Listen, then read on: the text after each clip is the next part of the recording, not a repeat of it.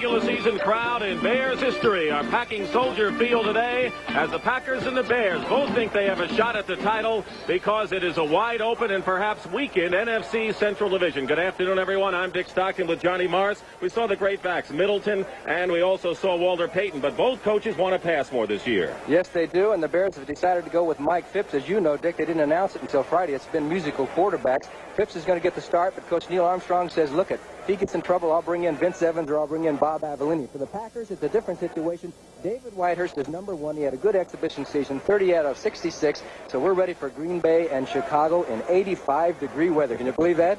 We don't often have this kind of weather, Johnny, here in Chicago, as you know full well. And the Chicago Bears will be kicking off to the Packers. It'll be Steve Odom, number 84, deep, as Bob Thomas kicks it high. And Odom will take it at the 5-yard line. Number 84, Odom, cuts into the 30-yard line, and he's finally tripped up at the 35-yard line by Robin Earl, number 39, a return of 30 yards, and we're underway. So the Green Bay Packers go on offense. And David Whitehurst, as Johnny mentioned, the quarterback, number 17. Middleton will have some help, not from Barty Smith so much, but from number 40, Eddie Lee Ivory, the rookie from Georgia Tech. James Lofton is supreme as a wide receiver. Paul Kaufman supplanted Rich McGeorge at tight end. He's number 82. First and 10 at the 36-yard line. In motion there was Kaufman, and the call up the middle is to Barty Smith, who gets about to the 41, 42-yard line, a gain of about 5-yard line. Tom Hicks, the middle linebacker, number 54, makes the stop. Now the offensive line for the Green Bay Packers, and not a bad one at all. Mark Concar, back from knee surgery, missed all of last year, as the left tackle. Larry McCarron, a 7-year veteran, is the senior man on the offensive line. Gain of 6, second and 4. Ball at the 42.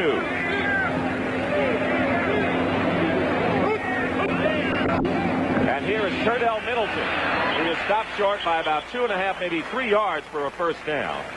Johnny, last year, Middleton carried 284 times. He was a workhorse, and that's why Ivory's a man to watch. But let's take a look at the Chicago Bears defense. Dan Hampton, top draft choice, left end number 99. Alan Page, the master at tackle, 82. Yes, the Bears got him for nothing from the Minnesota Vikings, and Hampton will be a man to watch. This is his first start. He's a rookie. Let's see if the Packers try and work on him. Third down and 2.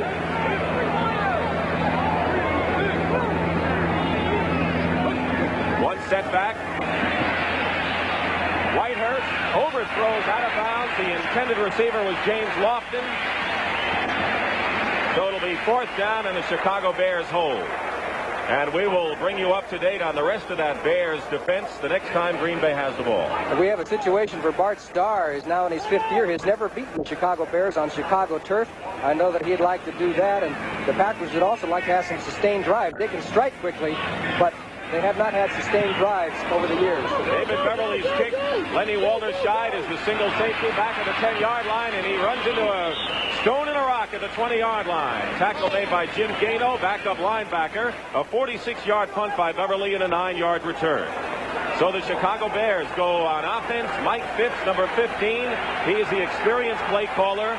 John Skibinski, number 30, whose dad played guard for the Packers in the 50s, is the other running back. Golden Richards has been hampered, but James Scott is their best wide receiver, number 89. Mike Cobb ends Greg Latta's 44 consecutive starting streak at tight end. Ball at the 20, 1st and 10. Scott wide left. They show a blitz. Second back in is Payton. And Payton gets just a couple, and that's all. And he's brought down by the middle of the line. The offensive line for the Chicago Bears. Dennis Lick, number 70, may be the best of the group, although you like Ted Albrecht, number 68. He's a good ball player. Reevy, Story, North Jackson are good pulling guards, and the Bears, traditionally the past few years, have depended on Walter Payton. They try and grind it out. The Packers have a little bit of a weakness in the middle. We'll see how much the Bears try and run Walter up the middle. Brian Batchnagel, number 84. They alternate the wide receivers. As in the game, Golden Richards goes out. They split the backs at 2nd and 8 on the 22-yard line. Could be a passing down, but no, Payton will go wide. And Payton looks to be hemmed in, and he barrels his way close to a first down at about about the 30-yard line. Mike Hunt, number 55, the middle linebacker, and that is the deceptive moves of Walter Payton shown there. Yes, he's good to the outside. He's good to the inside. When you lead the NFC in rushing for 3 straight years, you got to be doing something right. And of course, he's the key. And as you mentioned, John Skabinski's playing for Roland Harper, and that's going to be important. He's blocking. Green Bay defensive unit. They're going to miss Mike Butler, who didn't dress today. Robert Barber had one in. Ezra Johnson is just a great pass rusher. They're weak in the middle of tackle. You can run on them. The middle linebacker is Mike Hunt. Weaver is good against the run. They miss John Anderson, who is out with a broken arm. 2 tight ends in there now for the Bears. 3rd and 1 at the 29. A tight formation on both sides and a first down. John Skabinski moves forward to the 33-yard line, and the Chicago Bears have the first down of the year. And if you don't think this is an exciting time for John Skabinski out of Purdue, this is his first start as fullback. He also led the entire NFL in rushing during the exhibition season. But he's got some big shoes to fill, as we mentioned, with Roland Harper being out, who was such a great blocker for Payton. Defensive secondary for the Green Bay Packers. Estes Hood replaces Willie Buchanan, who was dealt to San Diego. Buchanan had 9 interceptions last year. Steve Luke and Johnny Gray are good hitters on safety. So it's 1st and 10 at the 33 for Chicago. Penalty marker down. Payton wins his way forward, tries to crawl up to the 40-yard line. It might have been a Green Bay player moving, but we'll wait and see. There you see the great attributes of Walter Payton. He was hit and got an extra few yards. There's the offsides against the Chicago Bears. So the Green Bay tackle was drawn off, and so the penalty is against Chicago as Bashnagel comes back. Neil Armstrong is alternating his wide receivers, Golden Richards and Brian Bashnagel. Offside, offense, left end.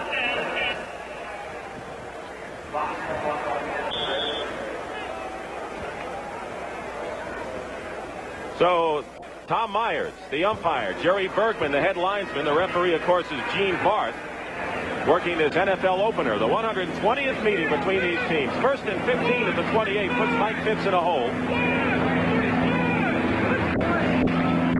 Keeping the ball on the ground. Walter to the 35, 40-yard line, and Walter Payton may have gotten to within a yard of a first down, and he may indeed have it. Mike McCoy, the right cornerback, number 29, pushed him out of bounds on a superb run. And a very nice block by Ted Albrecht. He wheeled Ezra Johnson out of the play. You can see Ezra Johnson went to the left, and then Payton dipped to the outside. Watch how he carries that ball in and out, in and out. Somebody hits him at that time, he could fumble, but then he tucks it away just as he's going to hit. And finally, Mike Douglas makes the tackle for the Packers. First down, Chicago. Missed it, might have missed it by a yard. Oh, missed it by a yard. He was a little short. About 2nd and a long one.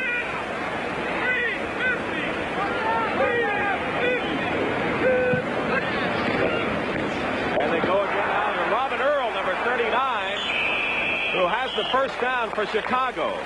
Now the Bears decided to start Skabinski in this game because he's quicker, but Robin Earl is a power back. And back next to Hugh McElhenney, he's one of the best running back in the University of Washington history, but it's another first down. Skabinski, I understand, is out with an injury right now. Well, that will hurt the Bears. Did you see Steve Luke on that play? He was up in the middle of the line making the tackle. He had 133 for the Packers last year. A great safety, as is Gary Fencing for the Bears. 1st and 10 at the 45-yard line. First quarter. 11 minutes and 5 seconds to go in the first period. So Skabinski apparently hurt his arm. We'll check on it.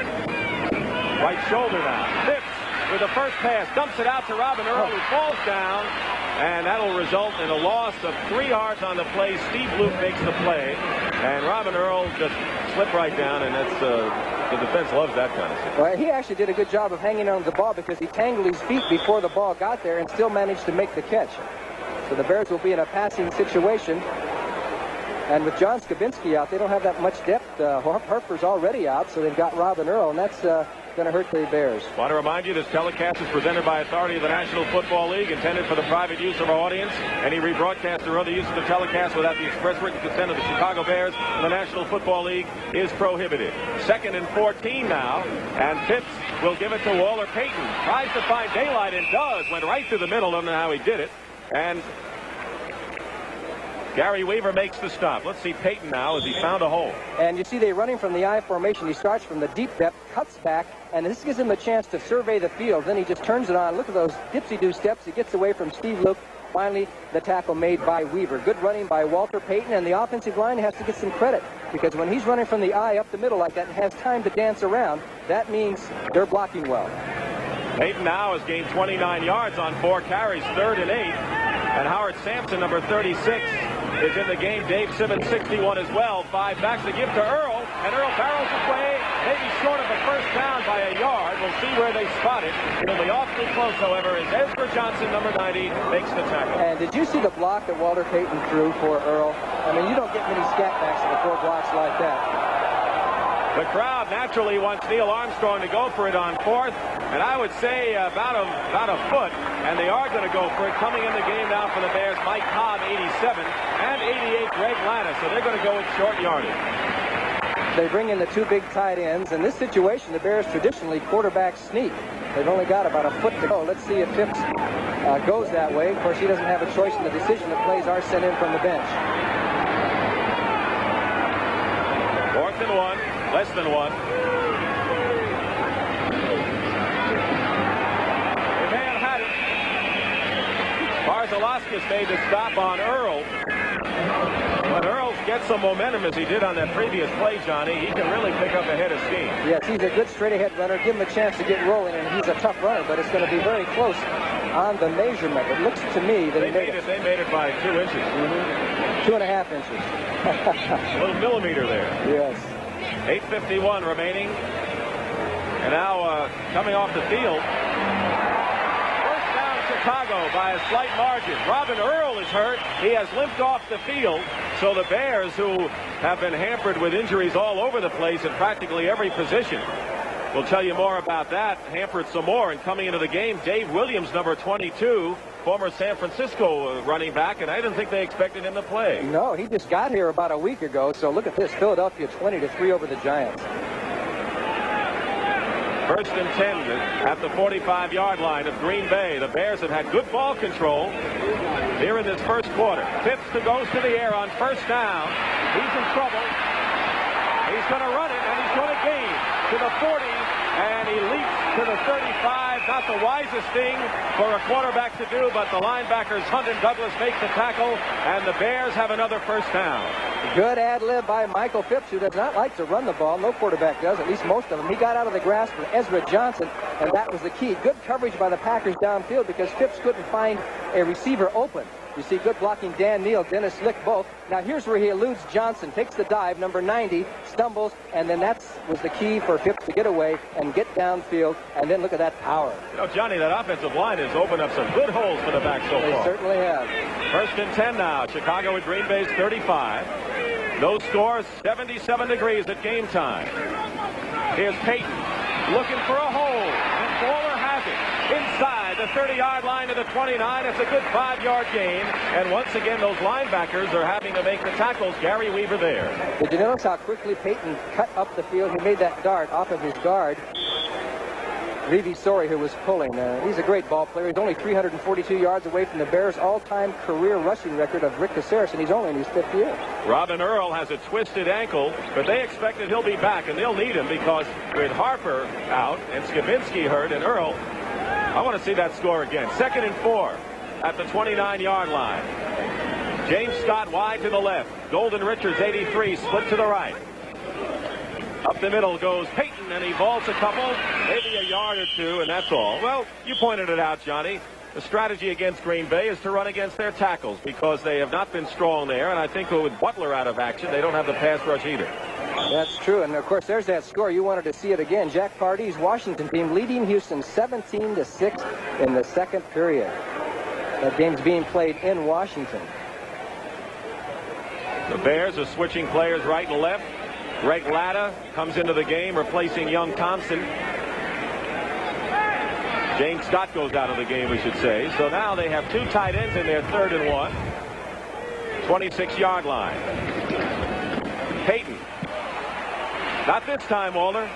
He is stopped by Barzalauskas, who made the big play there. Barzalauskas has been out of shape. He's had some personal problems, and all due respect to him, but he was always solid against the run. And they might have gone to the well once too often on that play. So the Bears will have to go for the field goal, but they did eat up, 8 or 9 minutes on the clock. Green Bay's only had 3 plays in this first quarter. Bob Thomas will come in to kick the field goal. He had a good year last year. Let's see what kind of rush the Packers have. They have good special teams, the Green Bay team. Thomas 17 for 22 in the field goal department. They don't complain about him anymore. It is a 44-yard kick. And it's blocked. It's blocked at the line. It was a low kick. And so the Packers blocked the kick. We'll try to see who got the hand on it. Might have been Simmons, but we'll see. So the Chicago Bears dominated the action, but they couldn't get on the board. And with 5:26 to go in the first quarter, still no score. Dick Stockton and Johnny Morris back at Soldier Field in Chicago. A block kick, which you'll get to see in a second, and the Packers have the ball 1st and 10. It was Michael Hunt who blocked it, and we'll see it just after this play. Barty Smith, 33. Turdell Middleton, 34. The setbacks for David Whitehurst. Here's Middleton. Middleton going outside. And a good play from the safety position by number 45, Gary Fensick, who handled that play well. Let's see the block of the kick on Thomas's field goal attempt. Watch Hunt at the middle of the screen. He comes right over Dan Neal, the center. He moves everybody back. Watch the power as he comes through, and Dan Neal goes back on his rump, gets one hand on, and blocks the field goal try, and that's important because Chicago had set the tone. They had a great drive, and Green Bay stopped them. Let's see what kind of psychological effect that has. So important to come away with something when you have the ball that long, and the Bears could not. 2nd down and 11, loss of a yard at the 26-yard line. Whitehurst up the middle, and tripping is Barty Smith. Barty Smith gains a couple of yards. I don't think there's any question in anyone's mind that Eddie Lee Ivory, number 40, is going to be the fullback for the Green Bay Packers. Barty Smith is kind of getting a courtesy call starting this game, John. Well, he's a good blocker, good steady ball player. He's done well for the Packers over the years, and he probably deserved to start, but we'll see Ivory playing. Dallas draws first blood, 3-0 over the Cardinals in their NFC Eastern battle in the first quarter. 3rd down and 9. Walter Tullis, number 87, is in at wide receiver. 3 wide men in all now. Whitehurst is going to throw. Here comes the blitz, and he's hit hard, and the pass is completed. It's completed now to the 50-yard line to Andra Thompson, who battles his way to the 38. A safety blitz by Chicago, but Whitehurst completed the pass to Thompson. And what a play by David Whitehurst. He put that pass right on the nose with the Bears coming after him. Let's see how he did it. As they come up on the line, here comes Len Walterscheid, Gary Fensick. Whitehurst sees it coming, but he still goes through with his pass, and he hits Andra Thompson right on the nose. Beautiful play by the Green Bay Packers, and that has been their trademark. The Bears may control the ball, but the Packers have that tremendous speed, and they can strike. A 34-yard gain on Whitehurst's first completion and a first attempt. 1st and 10 at the 38-yard line of Chicago. Whitehurst play action pass, and he's incomplete, penalty marker down. Alan Page had a hand on him. The pass was intended for Middleton, but a penalty marker down about 5 yards from the line of scrimmage, and we might have holding, and we do, against the Packers. We just saw why David Whitehurst is the #1 quarterback for Green Bay. That was a terrific play, and he played hurt towards the end of last year, and Lynn Dickey has been hurt. A couple of years ago, he broke his leg. They've had a lot of quarterback injury problems, and Bart Starr, being a former quarterback, he sympathizes with that, but he knows how important that is to the game. Let's listen to the penalty. Number 57, offense, holding, 1st down. Darrell Goforth, the left guard, was holding on the play. You talk about Whitehurst, who had his best game of the preseason against Atlanta with 14 completions and 2 touchdowns and 233 yards. He's got poise. They wonder about the strength of his arm, but Bart Starr should know about quarterbacks who may not be the strongest passers developing. 1st and 20 now at the 49-yard line. Packers back in their own territory. Whitehurst has time, and he hits, Andra Thompson was the intended receiver, and it was broken up nicely by Virgil Livers. You wonder, of course, you thought that Schmidt would be the man they'd be working on today, but I thought Thompson should have had it. Yes, the pass was a little bit high, and Virgil Livers went high and knocked it loose. If the ball had been down in the stomach, Andra Thompson probably would have hung on to it, but you saw good pass blocking. Here comes Livers. The only thing he could do was hit, and he did hit and jar the ball loose. Thompson had his hands on it. Incomplete. 2nd and 20 at the 49. Lofton, number 80, goes split to the right. Thompson, 89 to the left. 3 minutes and 40 seconds remaining in the first quarter. No score.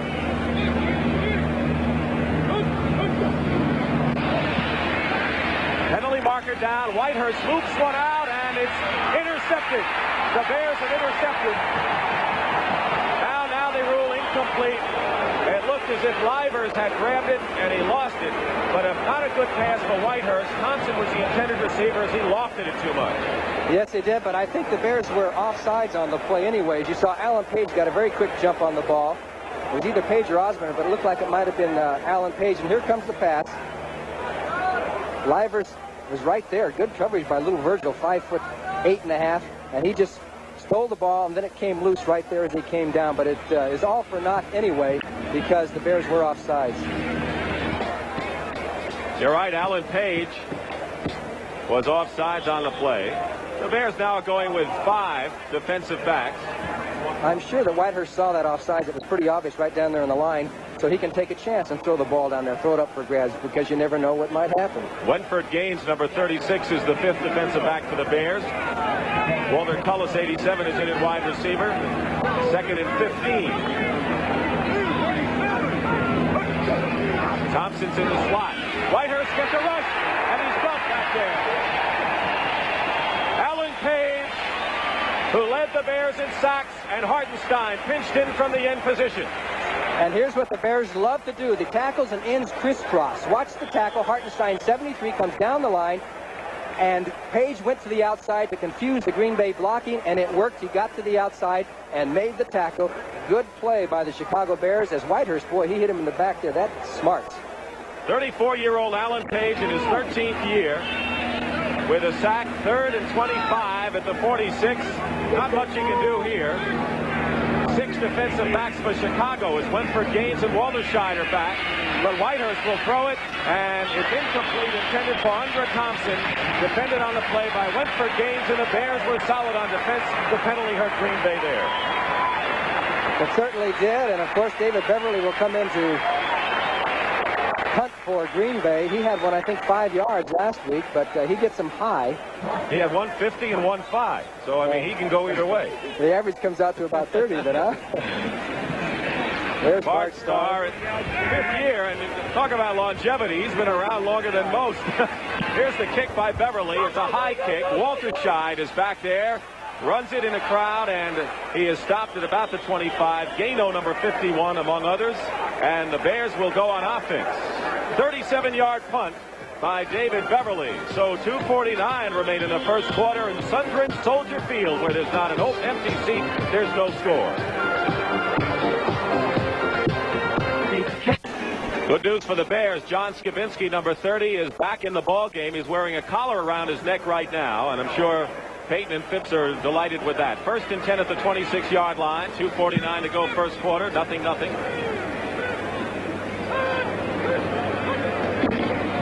Phipps goes to Skibinski. Tries the middle and picks up a couple extra yards before Mike Douglas makes the tackle for the Green Bay Packers. There's a look at John Skibinski out of Purdue. Wraps around that ball. There's a host of Green Bay Packers there, and he gets as much as he can out of it, but good gang tackling by Green Bay. As you see, the Bears are pounding away. So far, they're passing on the 3rd down situations. Otherwise, they're running the ball. Green Bay had tremendous success last week, by the way, by throwing on 1st down. Most teams do. 2nd and 6 at the 30-yard line.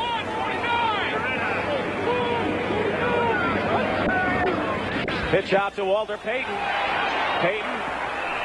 Good pursuit by number 53, Mike Douglas, at the linebacking spot. Ezra Johnson also helped out. John Anderson, who made the all-rookie team on defense as a linebacker, suffered a broken arm, and he's on injured reserve. And so the Packers are hurting defensively with Butler as well as John Anderson out, but they like Douglas.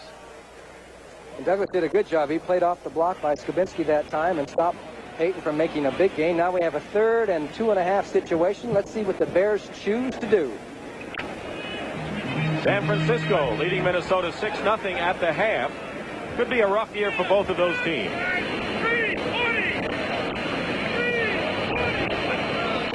Phipps will throw and complete it for a 1st down to Walter Payton out of bounds at the 41-yard line. Douglas knocked him out of bounds. So a good solid pattern and plenty of time for Mike Phipps to complete it. How would you like to be a linebacker and have to cover Walter Payton out of the backfield on a short pass? He does a pretty good job. He gives him some room. Payton cuts to the outside, and he does the best he can with it, Mr. Mike Douglas. Good play. 1st and 10 for the Bears. The ball is spotted just beyond the 41-yard line. Both wide receivers line up to the left. Phipps up the middle, and a fine catch there by Mike Cobb, the tight end, number 87. Cobb was a #1 draft choice by the Cincinnati Bengals. He had a shoulder injury last year, but he won the job and one of the new starters for the Bears on offense this year. He won it mostly on his excellent blocking. We have to say there that Johnny Gray did a good job. That play has worked for the Bears all the exhibition season. The tight end has been wide open. I'm sure Green Bay looked at the films, and they didn't get a lot out of it. Chicago didn't, because Johnny Gray was up there on his coverage. 5-yard gain, 2nd and 5 at the 47. Golden Richards to the top of his screen, 83. James Scott, 89. The other wide receiver. Handoff. Short of midfield. And Payton, who's been carrying it most of the time here, short of a first down by about 2.5 yards. Michael Hunt makes the tackle. I think he was rested. Last week, Payton only carried 4 times. He's played very little during the exhibition season. I guess they wanted to save him for game number 1. And you talk about yardage. In 8 games against Green Bay, Payton has 855 yards, and one time he gained 205. Yeah, he's had some of his better days against the Packers.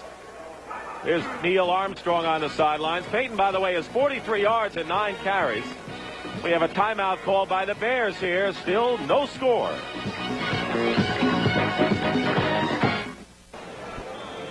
Dick Stockton and Johnny Morris back at Soldier Field, Chicago. 3rd and 2 at midfield for the Bears.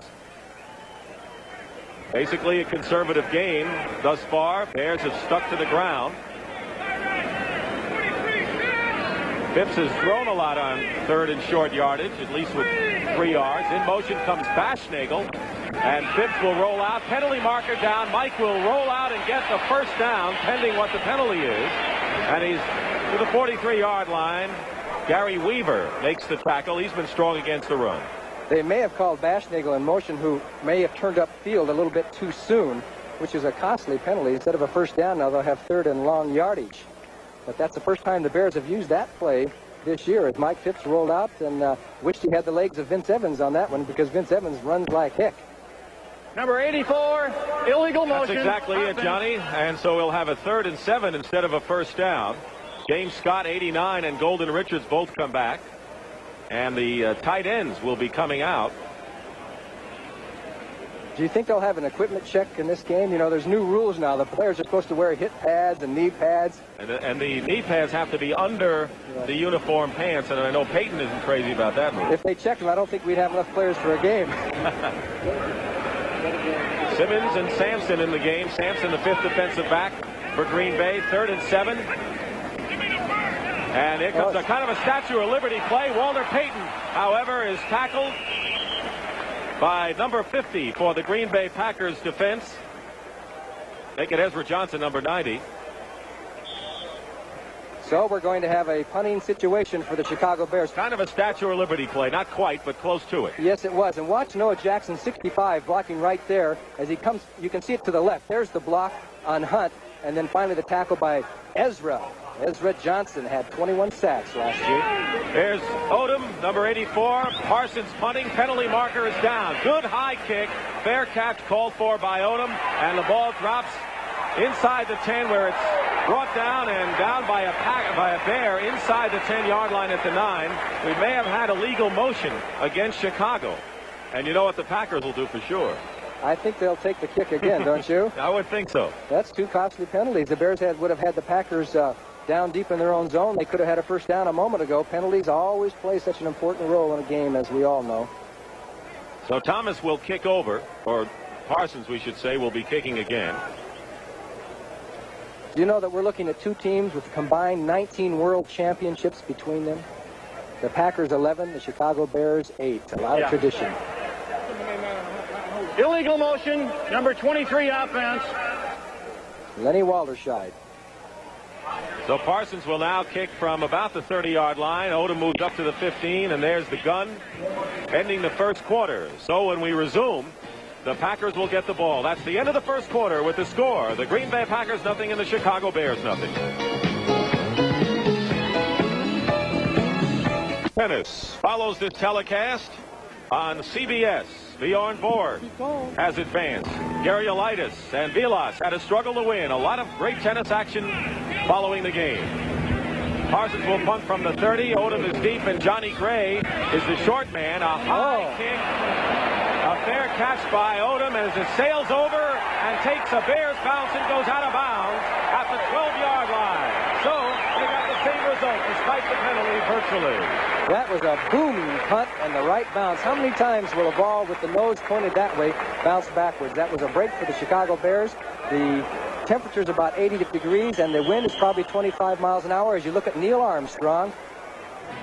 Second year for Neil Armstrong, 8 years defensive coordinator for the Vikings. And we will take a break right now. 1st and 10. We'll be back in a moment. Packers #1 draft choice, Eddie Lee Ivory from Georgia Tech. Their all-time leading rusher, number 40, is in the game now as the backfield mate with Turdell Middleton. 1st and 10 at the 11-yard line for David Whitehurst and the Packers. No score. Pitch goes to Eddie Lee. Eddie Lee gets a hole. Penalty marker down. He gets to about the 15-yard line where Gary Campbell, number 59, outside linebacker, makes the tackle. I think they're going to call a penalty on Mel Jackson. He actually, it was almost like a clip as he pulled out. We got an early glimpse of Eddie Lee Ivory, who broke all Georgia Tech records. Quick, hard runner, can block and go to the outside. And we knew it was a matter of time before he'd be in the backfield. And actually, he was kind of quick, maybe three series. Number 71, offense, holding. You're right, Mel Jackson holding on the play. 1st and 16 now. This is a tough call on your own 5-yard line when you got 16 yards to go for a first down. Half the distance, back to the 5. Crowd urging on the Packers defense now. Young Whitehurst in a jam. 1st and 16. Gives off to Ivory. And Eddie Lee gets to the 11. And it takes a whole bunch of blue shirts to bring him down. Got a little bit just about to where the original line of scrimmage was. Hartenstein and Hicks make the play. Alan Page almost made the tackle, but McCarron, see McCarron, number 54, throwing his block there, and he ties up Page as Ivory turns it on. Gary Campbell in on the tackle, and then a whole host of Chicago Bears. Walter Tullis, number 87, comes in the game at wide receiver as Middleton goes out. 2nd and 9 now at the 12. Lofton has not caught a pass yet. He is split to the left. 5 defensive backs in for Chicago. Whitehurst has time up the middle, and Lofton was there, and it's batted down by Virgil Livers. A superb play, and Lofton was in good position on a bullet pass by Whitehurst. But the Bears are playing tight in that defensive secondary, John. Yes, Virgil Livers, that takes a lot of cool air to stay because Lofton can run about a 9.400 as he comes down. The timing was pretty good, too. Livers just made a good job coming in, reached in with one hand right there and knocked the ball loose, and he hit just as the ball hit, so it's a legal play. And very good pass protection here, as you see Alan Page on his rush as they tried another little crisscross. McCarron, number 54, just pushes Page out of the way. Hartenstein gets blocked out, and the Packers had execution, except they didn't complete it.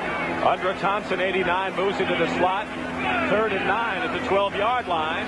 The Bears show a blitz. Whitehurst passes incomplete. It was intended for Andra Thompson, and the pass was too far wide. So it'll be 4th down, and the Bears should have some excellent field position following this apparent Green Bay punt. Okay, let's watch Jim Osborne hit Whitehurst after he throws the ball, and Gary Campbell was in the way downfield. That's why he had to lead him so much. But Jim Osborne put a shot on Whitehurst there that he may be still feeling on the sidelines. Whitehurst 1 for 6 for 36 yards. Walterscheid, number 23, is in midfield. David Beverly with a tough rush, short punt, and the Bears will have good field position at the 43 or 44-yard line of Green Bay. So no score, and the teams are parrying back and forth like a couple of fencers would. 0-0 here at Soldier Field.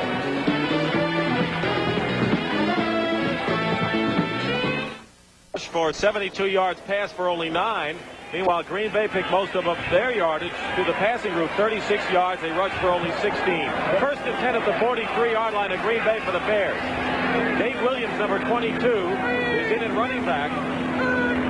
He is the up back, and Walter Payton takes one step out, goes in the middle, and gets to the 40, or she should say the 38-yard line. Mike Hunt, middle linebacker, makes the stop. Bob Avellini, and as you mentioned, Johnny, they're going to use everyone, which probably means that Neil doesn't feel he really has one outstanding man to go with now. It depends on how you want to say it, but so far they haven't had a quarterback really come to the fore. Vince Evans has looked spectacular, and I think it's a question of time before he'll get in there and play, but as long as Mike Phipps can lead the Bears to victories, he'll be the #1 quarterback.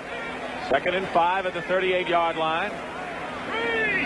About 2 minutes into the second quarter in Chicago. Phipps dumps it off to Payton, and coming in and missing a tackle is the linebacker, and Payton gets, well, maybe a yard once it's all said and done.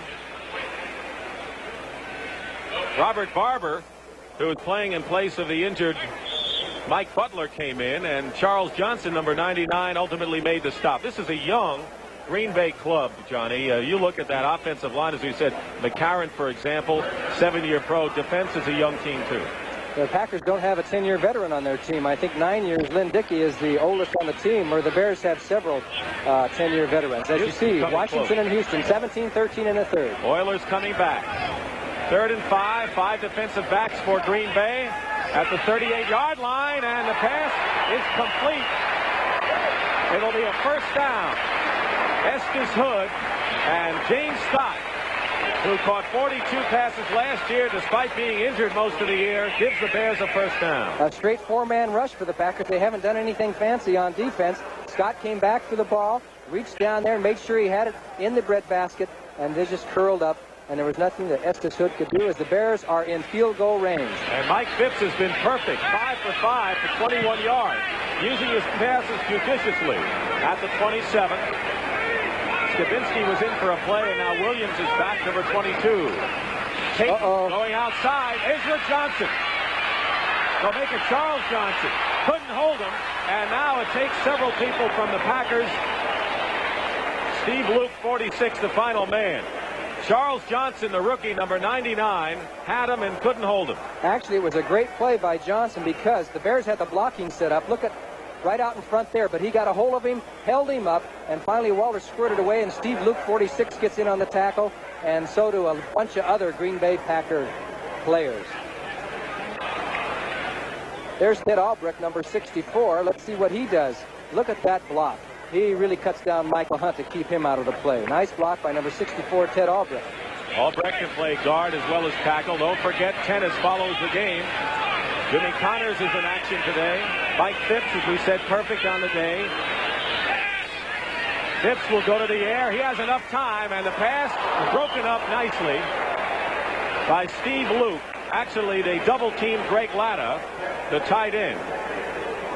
Walter Payton, by the way, was out for a play. He's coming back. They had Dave Williams and Skibinski in there at the running back spots, but Payton comes back in, and they probably sent him with the play because they all come in from the... No, here comes Bashnagel, number 84. He'll have the play. Latta goes out.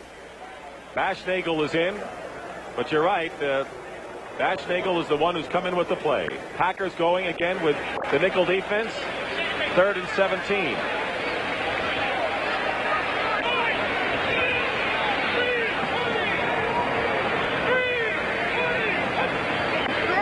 No blitz. Here comes the rush. He's hit from behind, and it is an incompleted pass. The referee ruled that he was in the act of passing. Ezra Johnson stormed in from the end position, and Phipps, they rule, was trying to pass. It'll be 4th down. Okay, it's Ted Albrecht, 64, and Ezra Johnson. Albrecht tries to wheel him to the outside, but Johnson's so fast, and it was a deep drop by the quarterback. He got a little hold of the jersey, but it didn't help out, and boom. They ruled that as a forward pass, and I think it was a pretty good call. It looked like his arm was going forward. You know, we're going to watch one of those new rules, and that is like trapping the quarterback without having to throw him down. We haven't had that situation yet. Parsons will punt. Steve Odom and Johnny Gray are both back. You saw Odom there. Going for the corner is Parsons. Oh. A good high kick, and it drops It's at the 1-yard line, and it's inside the 5. And the Bears have a great success in keeping those kicks inside. Bashnagel downed it at the 4-yard line. We'll have to start calling Bob Parsons a knuckleballer because that was amazing. The spin and the reaction, the French. It's still a scoreless game.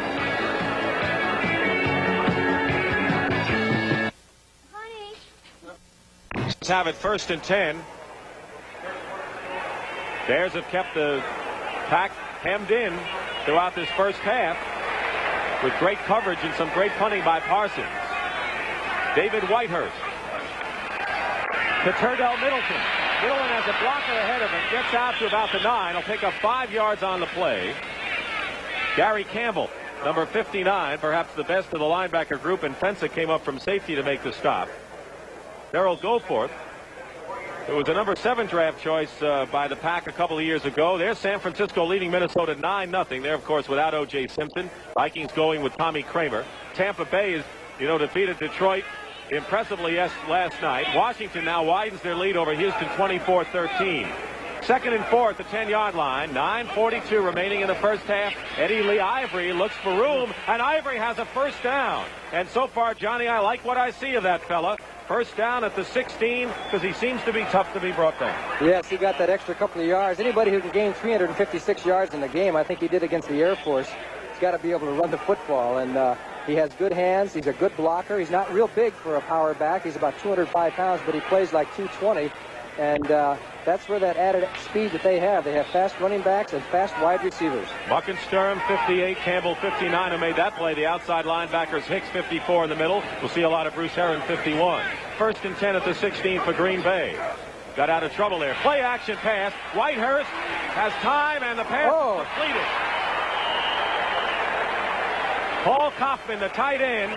Wait for Kaufman to clear because he was covered. He waited, and finally a great catch as Fensick went for the interception and hurt his shoulder on the way down. Good play by Paul Kaufman, who is, of course, playing for Rich McGeorge, who the Packers let go earlier in the training season. Lenny Walderscheid, 23, comes into the game at the safety position with Fensick out of there. 1st and 10 at the 32. Here comes the blitz.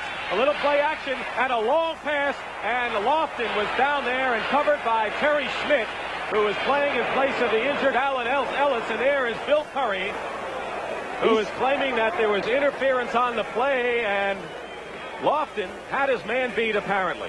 He's claiming that Terry Schmidt grabbed him. Let's take a look at the pass here as the Bears brought everybody but the kitchen sink. Let's take a look at Terry Schmidt and James Lofton downfield. There they are.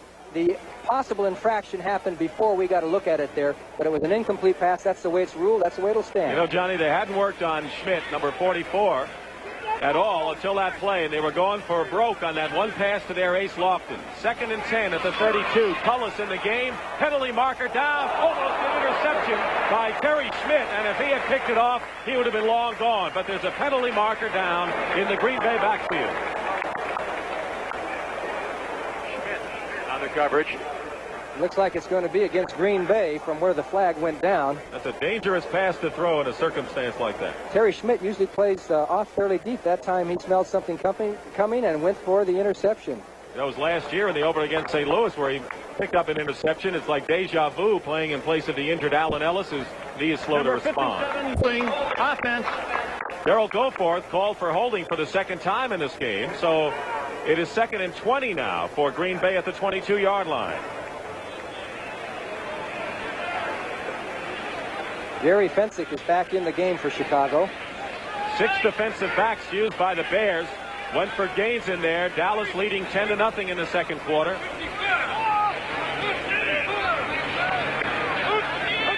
Here they come. There's the blitz. They miss one once, but they don't miss it again. And Campbell, the linebacker, comes in. Walderscheid went right by him, but Campbell backed him up, and they blitzed everyone on the play. The key was Walderscheid because he got in there in a hurry and busted the blocking patterns, and Campbell followed through. There's Walderscheid, and then that left the hole there for Campbell to make the tackle, and Whitehurst did all he could do, cover up, keep that ball. And if you looked at that formation on offense, they really didn't have enough people to stop the blitz. Well, that's the reason for the blitz, and I'll tell you, the Bears used it a lot. The Packers have used it, but not today. Well, Whitehurst has been in 3rd and long all day today, and it's 3rd and 27 right now at the 15. Oh. And here's getting loose is Eddie Lee Ivory on a handoff to the fullback. Fumble. Chicago apparently has recovered. The Bears recovered at the 29-yard line, and Eddie Lee Ivory is taken up. The Bears have recovered. Ivory got open, and let's see who picked it up for Chicago. I think he may have pulled a hamstring or possibly a muscle cramp, but he went down like a ton of bricks. It just really hit him. And if it's a pulled hamstring, he's going to be out for a long time. Might have been Alan Page. Might have been number 82, Alan Page, the old man who picked up the loose ball. Well, let's take a look at the good play by Ivory here as he spun out of Mike Hartenstein and then turns it on right here, and about on his left foot goes forward. It just gives out on him, and down he goes.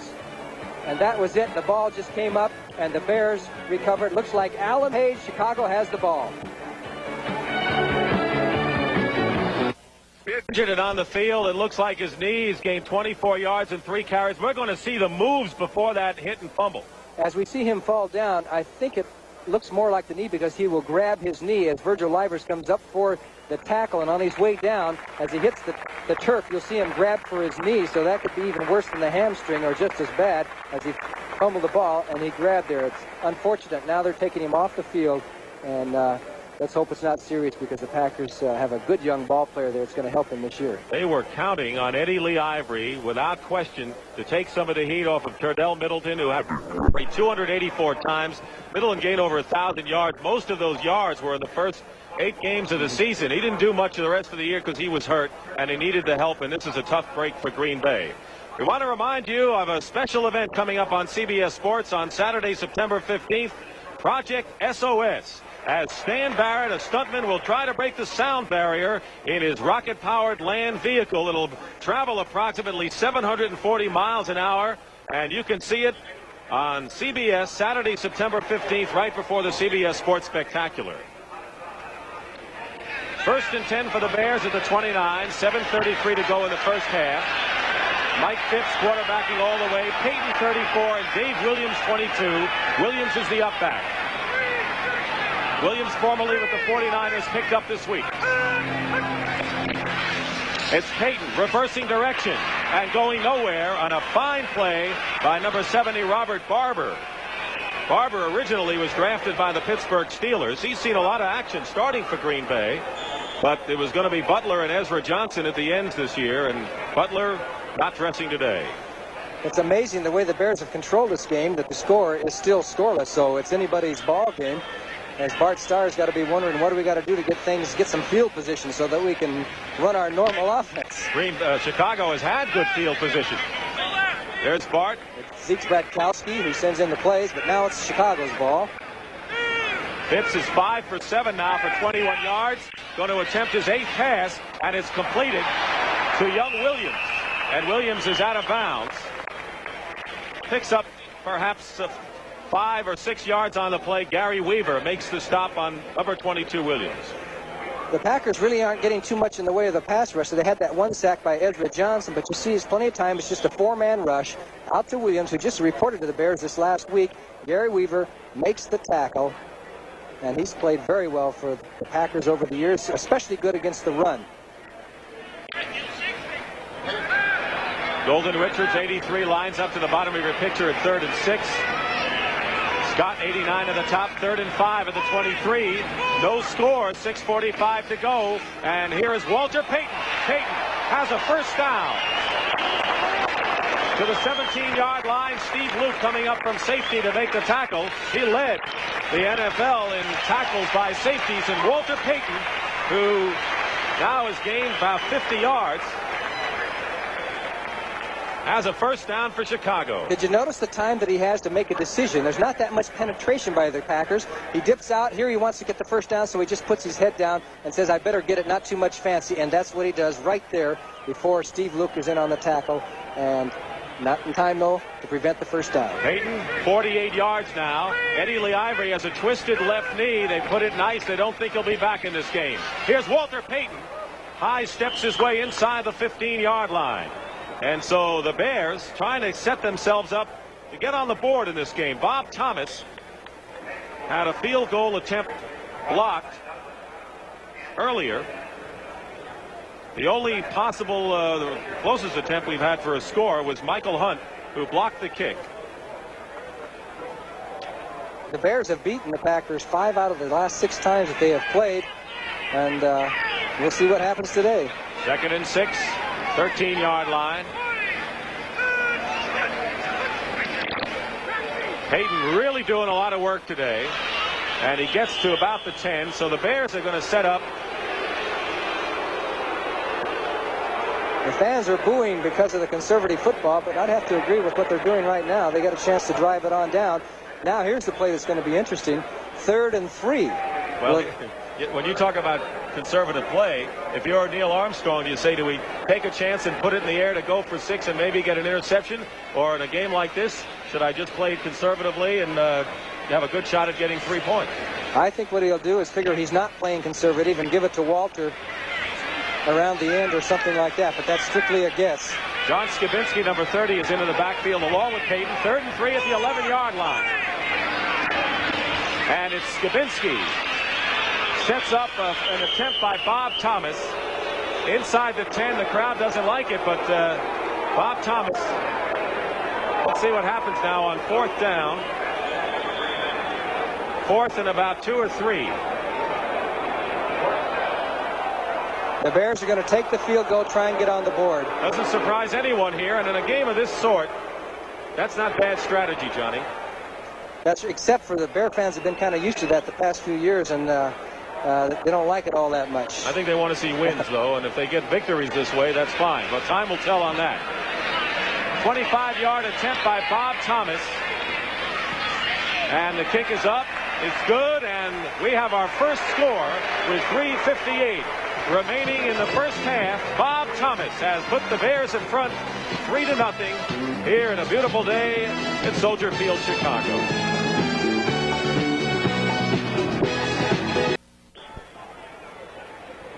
Bob Thomas kicking off. Odom single safety deep now.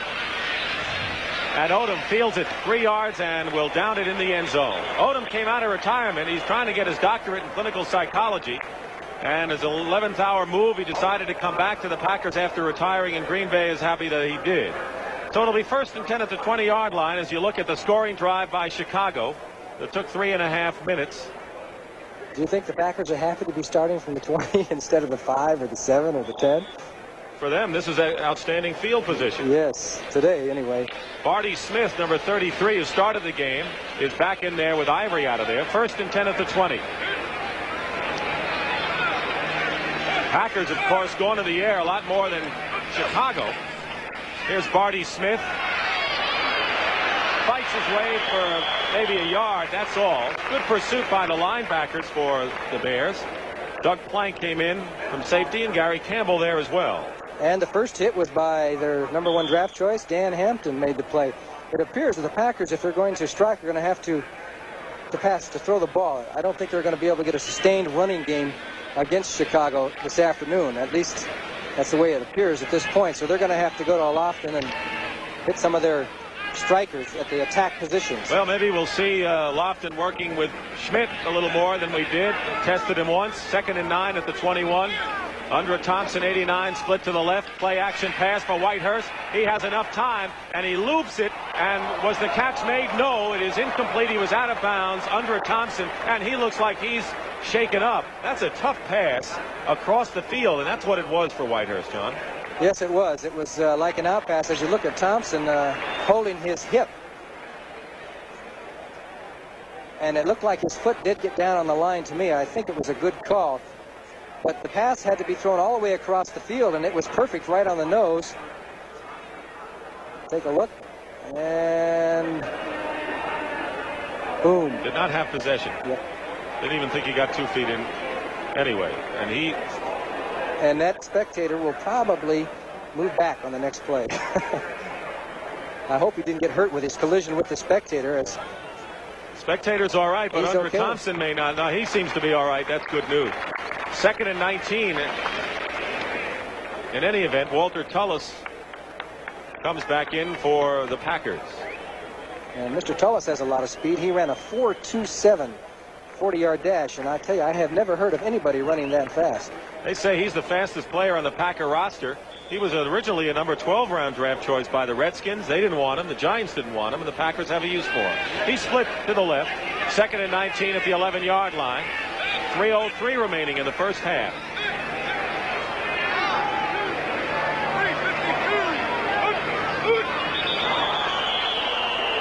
You knew that the Bears wanted to come in there. The question is, were they drawn off by Greg Cook? It appears that they will rule it that way, an illegal procedure against Green Bay, so they're back to their normal field position, the 5-yard line. That's tough to come out of there. Very tough. Number 68, offense, false start.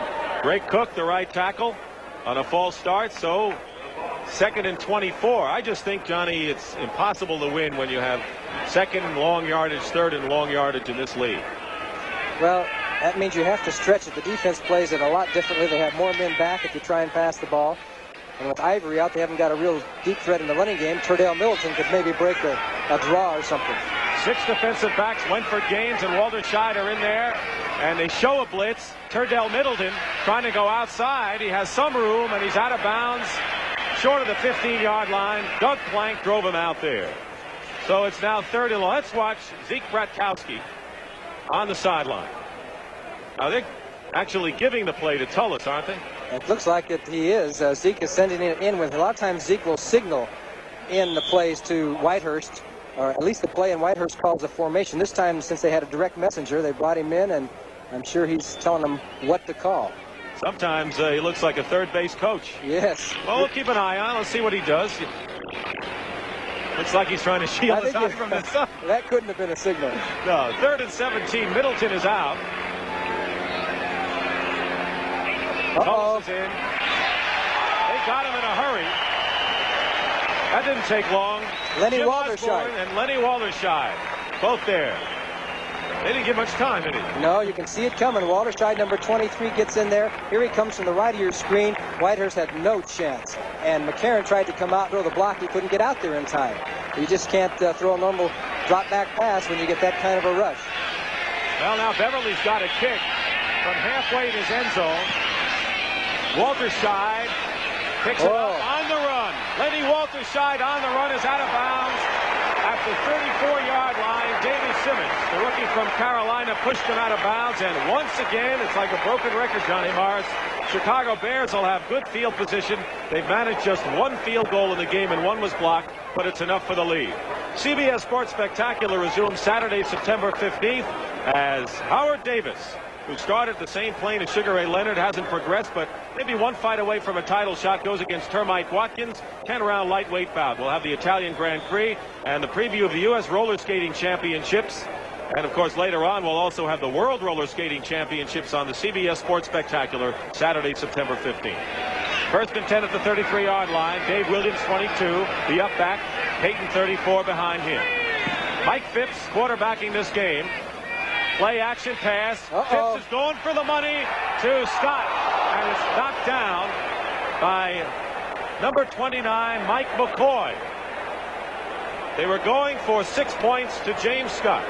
McCoy was there. The ball went right through his hands and into the hands of Scott. But when the ball is deflected like that, good pass blocking.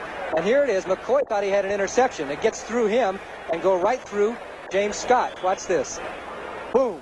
But, you know, when you get a deflection like that, that's like a cue ball and in pool. Boy, it's tough to gauge that. So a good play by Mike McCoy. Mike Phipps was traded, or actually started out with the Browns on a deal that sent Paul Warfield to Miami. That's how much the Browns wanted him as the 3rd player picked back in 1970. Gives it off to Walter Payton. Payton inside the 30 to the 27-yard line. Good acceleration there. And he'll be short of about 3 yards for a first down. Charles Johnson, 99 to stop. I'm sure that was an audible. Mike Phipps checked off at the line of scrimmage, that quick track up the middle, and it worked for a few yards. They have a 3rd down 4 situation. We're going to have the 2-minute warning coming up before the Bears run off another play as Golden Richards replaces Bashnagel. And there it is, the 2-minute warning. Well, the Chicago Bears have been knocking on the door. They've managed just 3 points. Green Bay, 2nd and 3rd long, have not been on the board. That's our story with 2 minutes. It'll be 3rd and 3 for the Bears on Green Bay's 27-yard line. Mike Phipps 6 for 9 through the air with 27 yards. So most of them have been short passes, obviously. He hit his first 5. Walter Payton has gained 61 yards in 17 carries. He has worked hard today. Skibinski, number 30, is back at running back. I'm sure they'll try and include Payton in this play.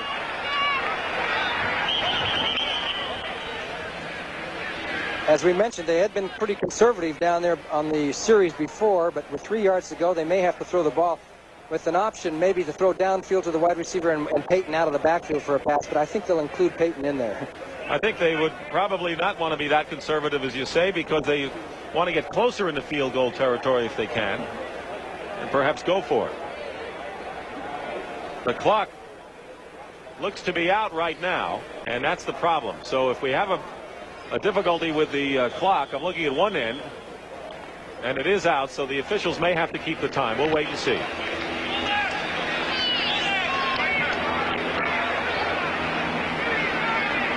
Third and 3.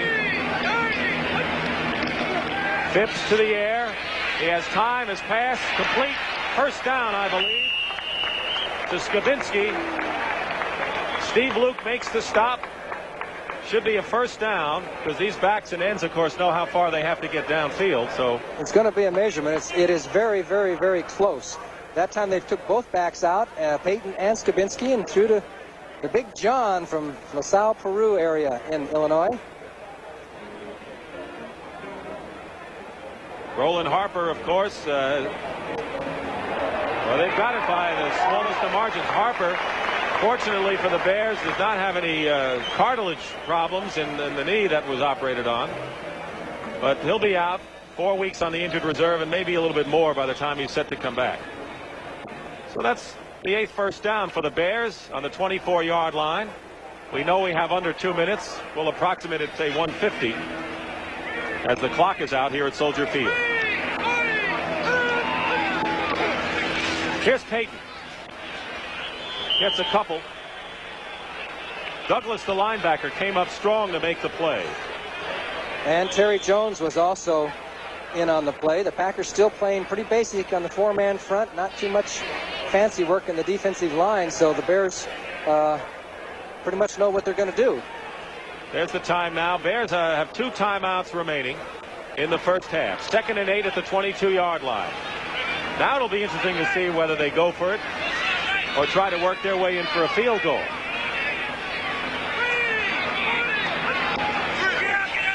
Phipps going out. They sent everyone out on this pass pattern up the middle, batted away. It was intended for James Scott, and Mike McCoy had some help there, and he knocked it down.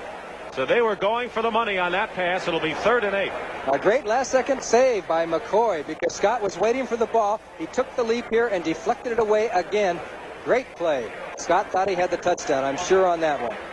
Both defensive secondaries have excelled in the first half of this game, Johnny. They have. 3rd and 8 at the 22. 3-0. The Bears lead. Opening day. If the Packers would blitz one time here, they'd really cross the Bears up, but they don't seem to want to. Our clock shows 49 seconds remaining. Phipps 7 for 11. Going to the air. Almost hit from behind. Completes the pass to the 10-yard line. Greg Latta, number 88, first down at the 10. And the Bears call a timeout. They have 1 left, and they are now at the 11. Well, that's a key play. Ezra Johnson got there just too late as Phipps threw the ball to Latta, down just for enough for the touchdown, for the first down, and the tackle, of course, by Michael Hunt.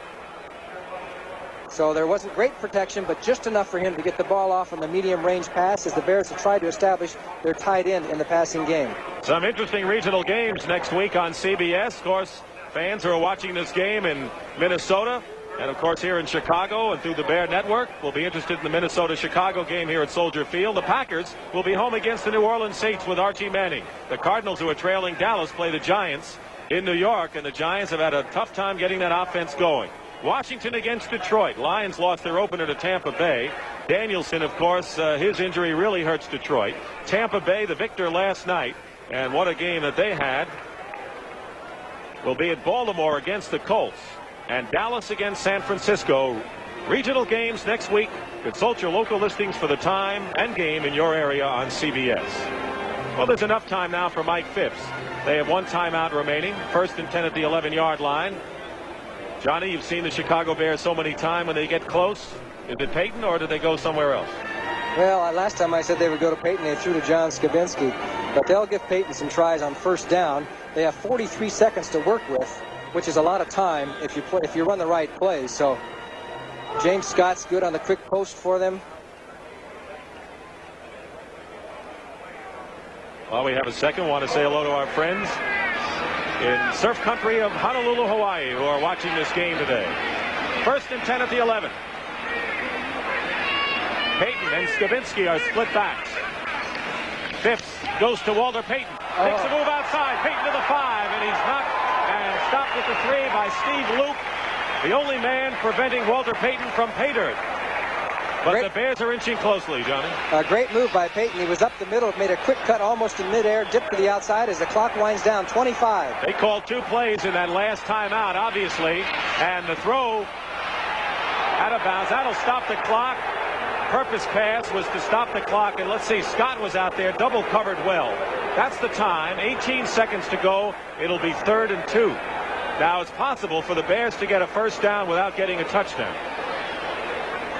Yes, it is. They could go to about the 1-foot line and get a 1st down, but that might not be key now. With 18, they got 3rd down. This is it, boy. They're going to have to score this time or probably accept the field goal. 2 tight ends. Mike Cobb, you see him coming towards you, number 87. Greg Latta, 88, who caught a 1st down pass before. Let's watch it.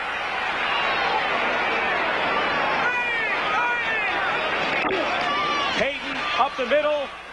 Nothing. Maybe a yard, but it won't do the job. Robert Barber makes the tackle. 11 seconds now, 10 seconds to go. And the Bears call their last timeout with 8 seconds remaining. 4th and 2. Neil Armstrong has a decision to make. Well, you can take the sure 3 points and go into the locker room with a 6-0 lead, or you can take the chance, try and go for the touchdown and settle for the 3 points. However, 8 seconds, did we say? 8 seconds. They could throw 1 quick pass and still get a chance for the field goal. Don't forget the U.S. Open tennis following the game. John McEnroe will go against John Lloyd, Chris Everett's husband. Bob Thomas is going to come on, and so Neil Armstrong. Oh, that's right. They couldn't go for the quick pass because it's 4th down, so they're going to have to take the field goal. So Thomas will try a short one here. He has clicked on a 25-yard field goal here in the 2nd quarter. Had a 44-yard attempt blocked by Michael Hunt in the 1st quarter. So this is tantamount to a point after touchdown right now. 8 seconds remaining in the 1st half. The Packers not been able to do much, mostly because they've been hemmed in. Good punting and good coverage by the Bears. Kick will come from the 9-yard line. Holding fast Nagel, the kick is good, and the Bears come out of it with 3 points. Johnny, the fact that Chicago's Bears have had great field position this 1st half, coming away with 6 points could be a little disturbing. Well, it's better to come away with 6, but you're right. It could be disturbing because they have controlled the 1st half, and really, if the Packers score 1 touchdown in the 2nd half, they're ahead in this football game. So we got a long way to go, and I'm sure that's what Bart Starr is going to say to his troops when he goes into the locker room. He's been behind before. Bart Starr, as you know, did so many great things for the Green Bay Packers, especially in playoff games. I remember he was sure he's going to tell them that they have to win this game because to get off to a fast start like they did last year, they got off to a fast start and ended up with their first winning season in a long time, 8-7-1. And there's his good friend and assistant coach Zeke Gradkowski, the only man down the field that played for both of these teams. Zeke played for the Bears, played for Green Bay. The last winning coach that the Packers had was Lombardi, who left in '67. The last winning coach the Bears had was George Halas, who left in '67. Short kick. And that will do it as the clock winds down. That is the end of the 1st half. And 2 field goals. Bob Thomas a 25-yarder and now a 19-yarder with 8 seconds to go. accounts for the scoring. And these teams have played now 120 times, the oldest continuous rivalry in the National Football League. And a lot of these games, Johnny Morris, have been close games, 10-3s, shutouts. There have been defensive battles. The old black and blue division, of course, now has a little red and orange with Tampa Bay in there. And the Tampa Bay Buccaneers, a lot of people think they have a shot at winning this division. Of course, as we move on here, we'll talk more. But a lot of people have said that 8-8 may be enough to win in the Central Division. 8-7-1 took it last year. I think maybe a 9-7 could win this division. The Packers and Bears have played 119 times, as you mentioned. We're back at Soldier Field, Chicago. Dick Stockton and Johnny Morris. That's our score. The Bears lead at 6-0 before the largest regular season crowd in Bears history. Chicago dominated. It's set to kick off to start the second half. 6-0 the Bears lead. Lenny Walter-Scheid, number 23, and 84, Brian Baschnagel, are standing at the 5-yard line. The Bears have been blitzing, and blitzing effectively. But field position has been on their side. And there's the kickoff here into the end zone. Baschnagel 2 yards in, up the middle. Just short of the 20-yard line. Rich Wingo, number 50. And Robert Kimball, number 85, a promising wide receiver, make the stop. So that's where the Bears go on. Let's take a look at what's happened now. Chicago 103-yard rushing, and that's the key. And also 40 plays for Chicago against 21 for Green Bay. That's double the plays, and usually the team that has the most plays will win a football game. We'll see if that holds true. 8 for 13, Mike Phipps in the passing department. Whitehurst was 2 for 8. First and 10, Mike Phipps, the quarterback. Walter Payton, 34. Dave Williams, 22. Are the setback. Pitch out goes to Payton. Cuts inside. And gets about to the line of scrimmage before he's stopped by number 90, Ezra Johnson. Great play by Ezra Johnson. He came from the other side of the line to catch Payton before he could turn up the field. Wide receivers for the Bears, 89, James Scott. Golden Richards, 83, alternating with Baschnagel, 84. The tight end is Mike Cobb, number 87. Dan Neal, 52, is the center. The tackles are Ted Albrecht, 64, and Dennis Lick, number 70. The guards, Noah Jackson, number 65, and Reeve Sori, 69. Gain of 1, 2nd and 9 at the 21-yard line.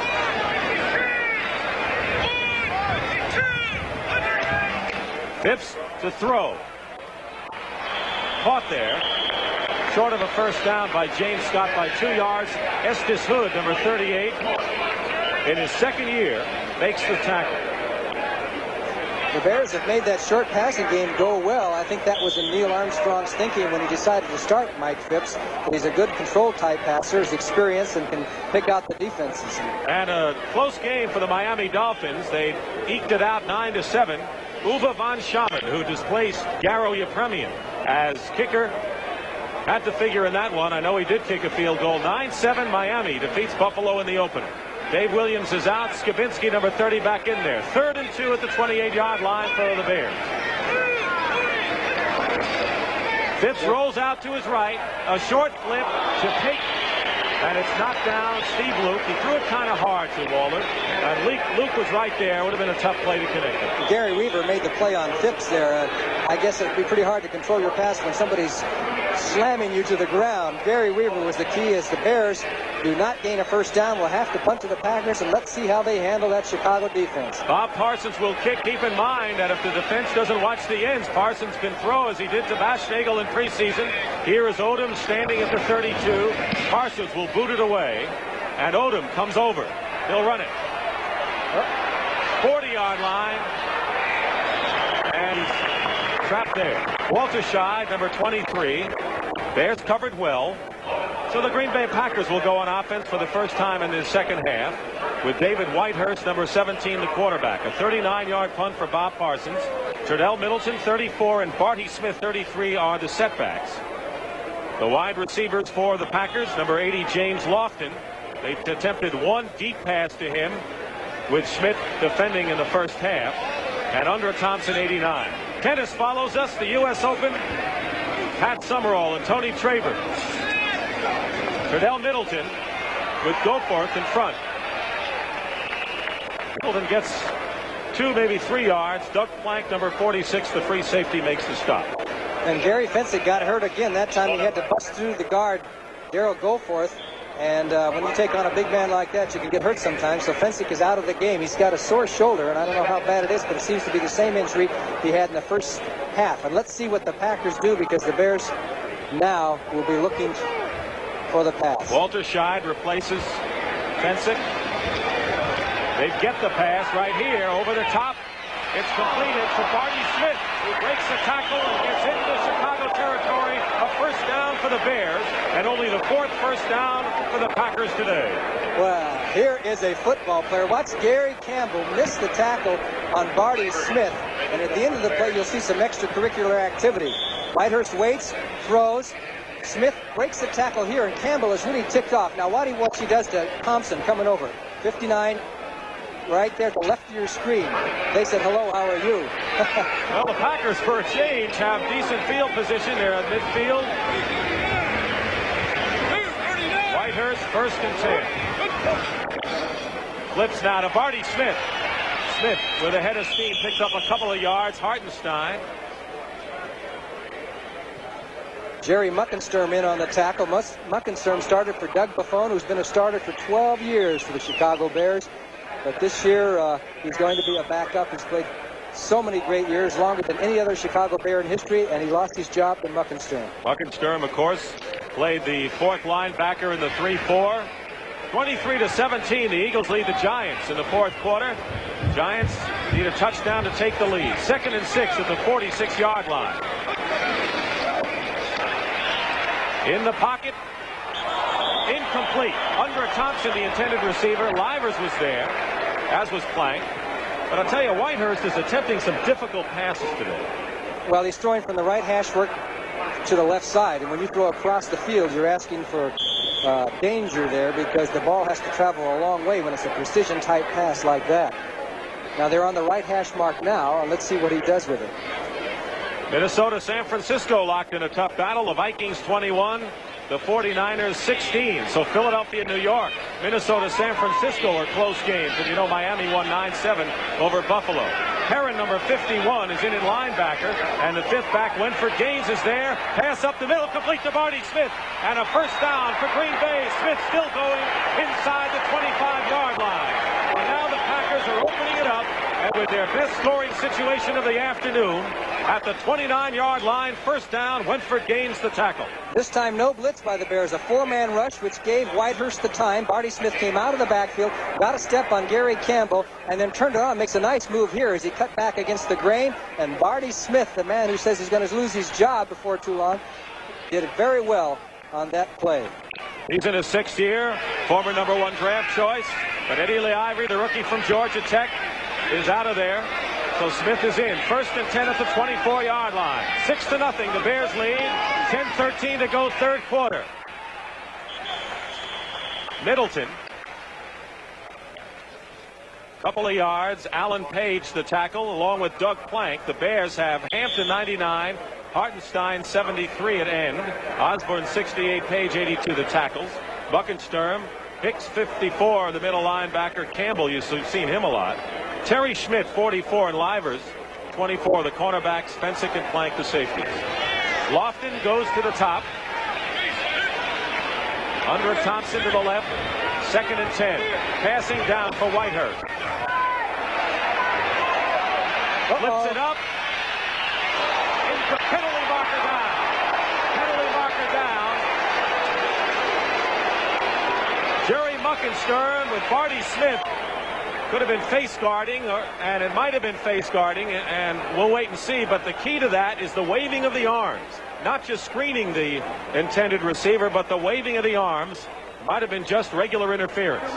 Defense, interference, first down. Just pass interference on the defense. He also may have hit him before the ball actually got there. Let's take a look. Here's contact before the ball arrived, and that was the call. So pass interference, automatic first down for Green Bay. 15-yard line, their best scoring opportunity by far. They didn't know what this side of the field looked like in the first half. Lofton and Thompson are split. Up the middle, Barty Smith. Stopped for no gain. By the middle of the line, Alan Page once again. Alan Page down to 225 pounds. He plays like 260. He's got a lot of speed, and that was the reason Minnesota let him go. They said he had gotten too light and he was getting old, but he has been a great help to the Chicago Bears in that defensive line. You're looking at the Bears defense now. Of course, you know about Dan Hampton, the #1 pick, but they had another one, and that was Alan Harris. Al Harris is out with a knee, and they think big things of him. Wayman Bryan, of course, linebacker, didn't make it. Didn't pass the physical. Whitehurst out to the flat. Hicks was defending on the play to Middleton. You got to hold your breath every time they go out to the flanks like that. The timing was off on that. Middleton was open for 2 or 3 seconds. By the time Whitehurst got it there, Tom Hicks had recovered and was right there on the pass. So the timing was off. It's got to be thrown a little bit sooner. As Whitehurst looking over to Zeke, you could probably see him in the background signaling in the play. 3rd and 10. We'll watch Zeke Bratkowski because it's true when they don't send the receiver in, they signal. He has already signaled the play in. 3rd and 10. Houston 29-27 over Washington. 6 defensive backs for the Bears. They threaten the blitz, and here they come. Whitehurst has a few seconds. Lofton, the receiver, incomplete. Lofton was the intended receiver at the 1-yard line, and the pass incomplete, a little bit too low and wide to James. Chester Markall coming on now to try to put the Pack on the board with 8:41 remaining in this 3rd quarter. So it's been a game of field goals. Thomas on 25 and 19 yards. Markall, 32-yard attempt right here. Holding is Beverly. 33-yard block. The kick is blocked. Virgil Livers apparently blocked the kick. He was way to the outside. It looked like an overshift. He had to come a long ways, but he got a clear shot. Nobody blocked him. And boom, the Bears have stopped the Green Bay Packers, still in the game by a score of 6-0. And the fans are cheering the defense. It's pulling the game. We're going to take another look at that block by Virgil Livers and how he did it. After the first play by the Chicago Bears, 1st and 10 at the 20-yard line, 8:34 to go, 3rd quarter, so the Bears retain their 6-0 lead. Scott, 89, wide right. Golden Richards, 83, split to the left, with Williams and Payton in the backfield. Payton going wide. 63, Terry Jones, the tackle, makes the stop there, and he pursued very well. But let's see the block again, Johnny. Watch the man on the left side of the line. There's Jim Gano. He'll have a man charge into him who he has to block, and Livers is further onto the outside to the left. Now Gano blocks his man. Now he'll try and reach out with his shoulder to block Livers, at least knock him off stride. He did not. Livers is so quick off the gun. He got in and blocked it and kept the Packers off the board. Walter Payton lost 5 yards. He's now carried 22 times for 67 yards. Phipps 9 for 15 for 49. So it's 2nd and long. 5 backs in there for Green Bay. Payton has a lot of room. Walter Payton to the 20-yard line. 25, bucks his way to the 30, and he may have a first down. I think he does. Walter Payton with a brilliant burst of running, and he might have picked up all 15 right there before Hood made the tackle. It may be just a little bit short, but it was still a good play. Noah Jackson, 65, yes, throws the key block on Douglas, and then there's the miss, and several Bears out in front of McCoy, and finally number 61 there slows him up, Davey Simmons, and they stop him, and here's another angle. Let's take a look at it. Look how he holds that ball and switches. But he'll tuck it away just as he makes contact here. When he sees that they're going to make contact, he'll tuck it away and put it in, and he missed it by 1 yard, but they'll take it. A 14-yard pickup by Payton. 3rd and 1.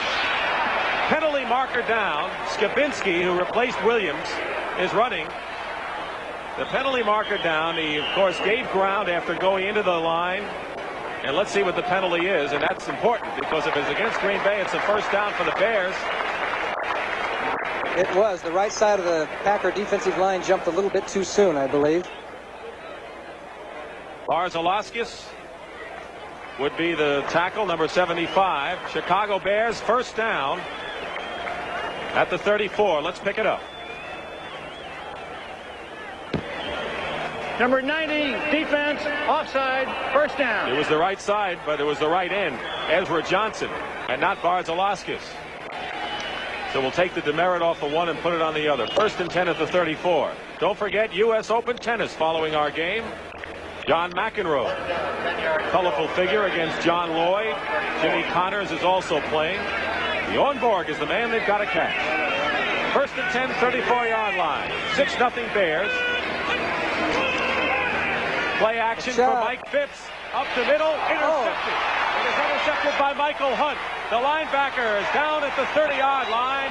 So Michael Hunt, who blocked the Thomas field goal in the first quarter, and we have a bit of an altercation at about the 20-yard line. Phipps has thrown the interception. Johnny Gray for the Packers. Ted Lick is there, and there was also a Golden Richards as well, but big interception for Green Bay. I don't think Phipps saw Hunt, number 55, because it appeared that Golden Richards was open. Hunt made the big interception, takes it back, and then Golden Richards and Johnny Gray got into it on the left side of the screen. And more importantly to Green Bay, they have the football. John Skabinski is hurt again for the Bears, but the score remains 6-0. John Skabinski being helped off the field. He got it from two people, really, and in a very unfortunate injury for Skabinski. Here's how it happened, Johnny. Terry Jones hits him at the bottom of your screen. There's Skabinski trying to make the tackle after the interception. Then Ezra Johnson hits him high, and they test his knee underneath. What a way to get it. Well, that's too bad. It's unfortunate, but it happens sometimes. And let's hope that it's not that serious. It appears to be ligaments and cartilage from, I'm no doctor, but it's one or the other. Well, the Bears have already lost Roland Harper, and they look to Skabinski, who led the NFL in rushing in preseason, to fill in at least till Roland could come back. And Dave Williams came up, and he's seen a lot of action. But the interception by Michael Hunt gives Green Bay a 1st and 10 at the 31. Barty Smith 33, Terdell Middleton 34 are the setbacks. For David Whitehurst, who has another opportunity. Pitch out, goes to Middleton. Smith blocking here. Terdell puts it on, and he's out of bounds at the 21-yard line. Number 46, Doug Plank, drove him out of bounds. Good block by Barty Smith. Yes, he took on Gary Fensick and busted him to the outside, and Terdell turned it up the middle. Terdell's limping a little bit. Let's watch Barty Smith, number 33, the lead back here. And here's the block on Fensick. He kicks him out, and there's some pretty good blocking there. Muckensturm gets blocked there by number 68, Greg Cook, too. So good blocking by the Packers. Middleton is out, and Nate Simpson, number 48, is into the game. Tennessee State halfback. Middleton has gained 24 yards on 7 carries. And here is Simpson, and he gets 2 or 3 yards. Doug Plank, for the second straight play, makes the stop, but a first down as the Packers only needed a long one. So Green Bay keeps it going. 1st and 10 at the 17-yard line. And it's a horse of a different color in this half as far as field position for the Packers. Yes, they've had a couple of successful running plays here. Let's see, will they stay on the ground? Or will Whitehurst, who likes to throw on first sometimes, try and cross the Bears up? He's got Lofton, number 80, at the top. Smith, 44, is watching him. Under Thompson, 89, the other wide receiver. Middleton drops back and down by Osborne. Osborne right there did not give Whitehurst much of a chance. It's the 4th sack by the Chicago defense. And that's where conservative football analysts would say, well, you should have run the ball. But let's take a look. As Whitehurst goes back, Osborne comes through, comes over McCarron, and just makes the tackle. Just straight power by Jim Osborne. He just ran over the center, Larry McCarron, number 54. Bruce Herron, 51, comes in at linebacker. And we see Wentford Gaines as well as Neil Armstrong continues to shuttle different defenses in there. 2nd and 16 at the 22. Whitehurst goes up to Lofton, and it's incomplete. It was Gary Fensick who had the ball in his hands. It was above Lofton, who apparently might have slipped or whatever, and it was Fensick who had it and lost it. And Whitehurst was under tremendous pressure as Allen Page and Osborne came in again. Lofton wasn't quite ready for the ball. Let's watch the play-action pass, and here comes, what a hit Whitehurst took.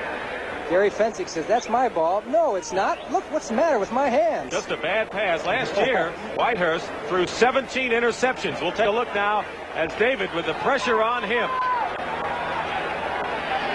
All right, 3rd and 15 at the 22. 5:19 remaining in this third quarter.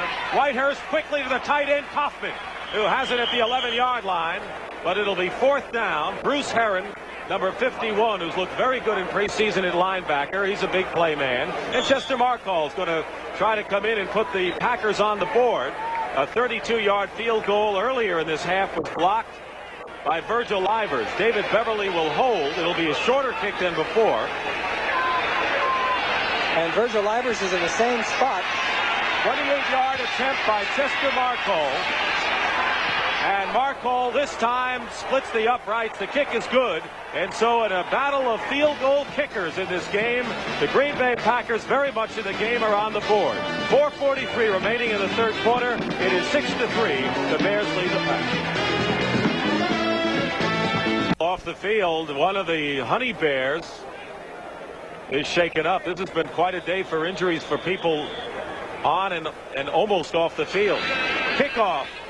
And a good one by Chester Markall, and it'll be set down by Bashnagel in the end zone, and the Bears will go on offense at the 20. I don't think the Honey Bear got hurt from any action on the football field. It's very hot down there on the field. She may have suffered some kind of heat prostration. But Final score, the Houston Oilers defeat the Washington Redskins 29-27. They were behind. So the Oilers get off to a good start. They've got that tough Central Division in the AFC. First and 10 for the Bears at the 20-yard line. Mike Phipps threw only 12 passes in preseason, the quarterback. Dave Williams, 22. Skibinski was helped off the field, and Payton, 34 in the backs. Trying to get word on Skibinski. Payton. Couple up the middle.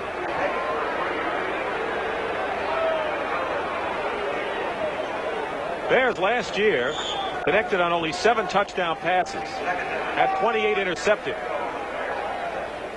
Mike Phipps has thrown more passes in this game than he did the entire exhibition season. So he's getting his arm a good workout, and by and large he's been pretty accurate on those medium range passes. And of course that's been his modus operandi anyway throughout his career. 2nd and 7 at the 23.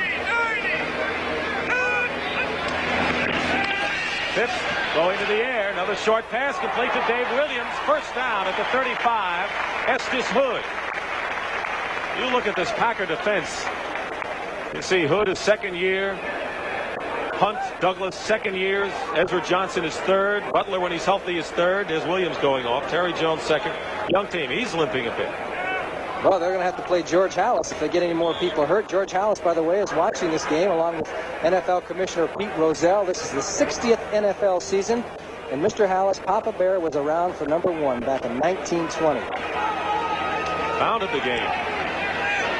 Willie McClendon, number 37, a rookie from Georgia, 6'1", 205, is in at running back now, teaming up with Peyton. Waller carries on 1st and 10. Gets a few beyond the 35-yard line. Ezra Johnson and Weaver make the tackle on the play. Bears offense, of course, without Lionel Antoine in the line, which we had not mentioned. And they have played this game without Alan Ellis, the all-pro cornerback who was out with a bad knee for at least a month. And we mentioned Anderson for Green Bay. There have been injuries already, and the first game is not even over yet. Well, Williams has a hamstring, we understand. Oh, gosh. Skibinski is out with that knee. 2nd and 8 at the 36-yard line. 6-3 in favor of the Bears. Phipps to Bashnagel. He was hit hard and driven out of bounds by Estes Hood. Short of a first down by less than a yard, and he was really clobbered, Mike. Yes, Michael Hunt came through. The Packers put a blitz on that time, but the Bears still got it off, and they're playing now with McClendon and Payton in the backfield, and they're both scat backs, the halfback position, so you can tell how much the Bears are hurting. They don't have a fullback to go in there. Now, where's Robin Earl? Robin Earl got hurt early in the game. I don't know how serious he was hurt, so they are really down to. We saw him limp over. He looked healthier than the other backs that we've seen in there, outside of Waller Payton. 3rd and 1 at the 44-yard line. 2:25, 2:28 remaining. Third quarter. Low-scoring game here in Soldier Field. Quarterback sneak, and he's got it. First down, Bears. They ran that play when Papa Bear started the Staleys, huh? That's the old Papa Bear quarterback special. It still goes in the NFL. Phipps, of course, ended Avellini's string, and last year did pretty well toward the end of the season. He started 4 of the last 6 games and engineered the Bears to 3 victories. Dave Williams is back in the game as McClendon goes out. 1st and 10, Bears at their own 45. Looking one way, Phipps going to Golden Richards. Can't hold on to it. Steve Luke was there, and he had help from Mike McCoy. Mike Phipps went from the right to the left and tried to throw it in between the zone. They had him short and deep there, and boy, does Golden Richards take a hit from Steve Luke here. He had already dropped the ball, but he also got a penalty, or not a penalty, I would say an extra oomph from Steve Luke, who can tackle. Some of the new rules centered around that situation too, and you don't always have to connect to be called for it. Greg Latta, 88. Pretty good downfield as a receiver, is in there, but they give it to Walter Payton, and Payton is hemmed in. Fine play by number 70, Robert Barber. You know, Mike Butler, who's out of action with a dislocated elbow, and Ezra Johnson combined for 32 sacks last season for the Packers. And you need that double rush from the outside. And Barber, not the pass rusher that Butler is, but he's done pretty well against the run today. 3rd and 9. Pack now goes with 5 defensive backs as Gary Weaver goes out. Bashnagel, Richards, and Scott. 3 wide receivers in there for the Bears. Statue of Liberty to Walter Payton. Cuts inside, and a lot of movement and a gain of about 5. Steve Luke finally brought him down, but it'll be 4th down, and Parsons will come in to kick. Kind of the old Statue of Liberty. I'll tell you, Steve Luke is all over the place here. Payton comes back and tries to go back against the grain in the middle of the field, which is tough because there's going to be a lot of people pursuing. And there he is, number 46, Steve Luke. So Parsons will punt from the 35. Odom is back. Johnny Gray, the short man. Good high kick. Fair catch call. And that one sails into the end zone. In the first half, no matter how Parsons kicked it, the ball would bounce and hang in, and the Bears were down and inside the 10-yard line. But the Packers going on offense. They're the only ones to score in this 3rd quarter. Only 20 seconds remaining in the quarter. 6-3 Chicago.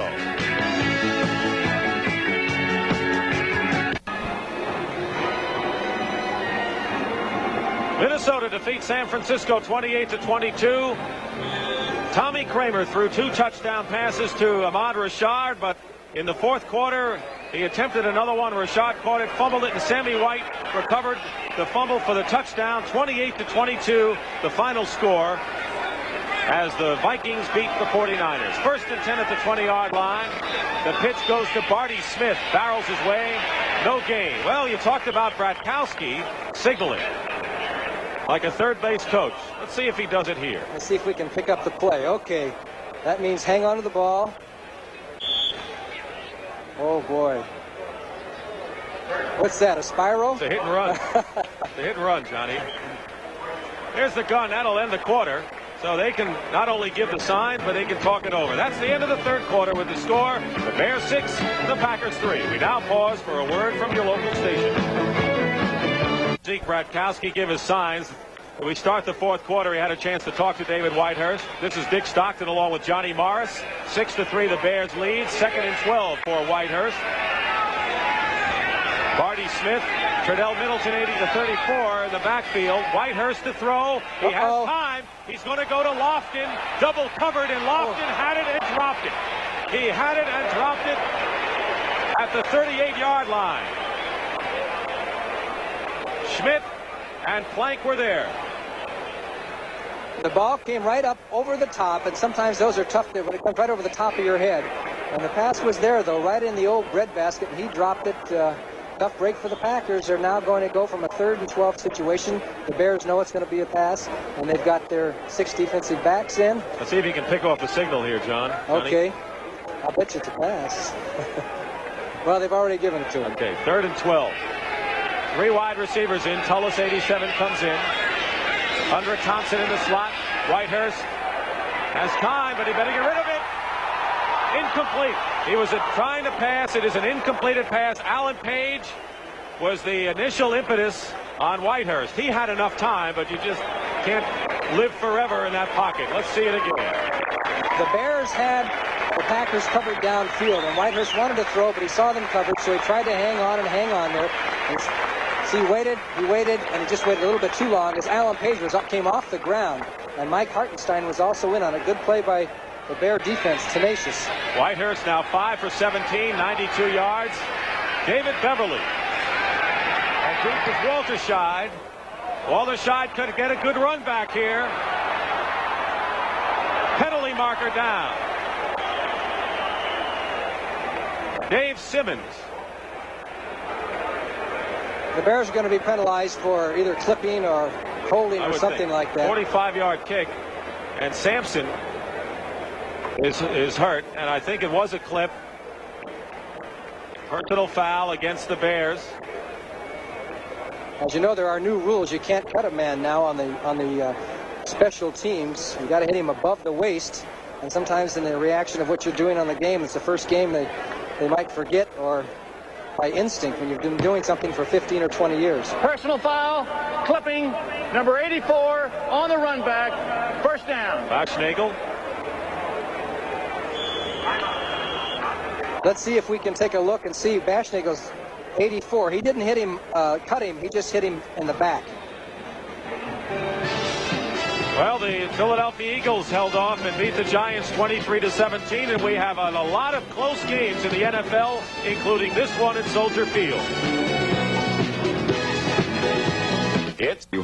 Let's see what Dave Beverly did following his punt here. Well, he got a little love hug from Lee Kuntz right here after he hit the ball, but there's just a little tap on the shoulder to let him know he was there, and down went Beverly. Very good job, but no penalty called. Let you know it's a contact game, David. 1st and 10 at the 32-yard line for the Bears. Peyton has carried 27 times this afternoon for 90 yards. Ball at the 32. One count by Phipps. He goes up the middle to Williams. Williams picks up 5 yards about, so it'll be second and about 5. Phipps 11 for 19 through the air for 68 yards. One interception by Michael Hunt, which resulted in the Green Bay score. Markle's 28-yard field goal. Robin Earl is on the bench. He's on crutches, and Skabinski has a knee injury. And as we told you, as you know, Eddie Lee Ivory has suffered a twisted knee. 2nd and 6, not a good day at all for the running backs. 2nd and 6 at the 36. Peyton doesn't get anywhere. Gary Weaver might have set him back a yard. It'll be 3rd down. This is the 4th quarter. The Bears are going against a very strong wind, while the Packers will have the wind at their backs, which could benefit them later on in the quarter. But right now, it looks to be a 15 or 20 mile an hour wind from the looks of the flags. 3rd and 4 at the 39-yard line. Opening minutes here of the 4th quarter. 6-3. 3 wide receivers in there. Bachnagel, Richards, and Scott for Chicago. Phipps has time. Peyton has it. Gives ground. He has a first down. Walter Payton is loose. He's at the 45 and the 40, and he's tackled inside the 40-yard line. That took about field sense. Walter Payton grabbed it, gave ground, and then looked for room. And in an open field, you can forget about it. Simply a fantastic play by Walter Payton. As Mike Phipps went back, the Packers in their standard 4-man rush could not get the pressure on Phipps. Payton came out of the backfield, and watch the grab. This was not an easy catch. He came back, juggled the ball, and just instinct. This is just cat-like moves as he cuts back and forth in the field. Barber tries to get him from behind. Finally, it takes 3 or 4 Packers to bring him down, but not before Chicago has a first down. 38-yard line at Green Bay. Well, no amount of statistics could ever show you what Payton did on that play. Here's Walter again. Scrambles up for a couple of yards. Barzalaskis makes the stop. Maybe a yard. 2nd and 9 for the Bears. Dominated the first half, but could manage 2 field goals. And in the second half, Green Bay with an interception, better field position, very much in the game at 6-3. That's the score. 6-3, the Bears in front. 86 87, Cobb is the tight end. Wrong side is to the left. Scott, 89, is wide left.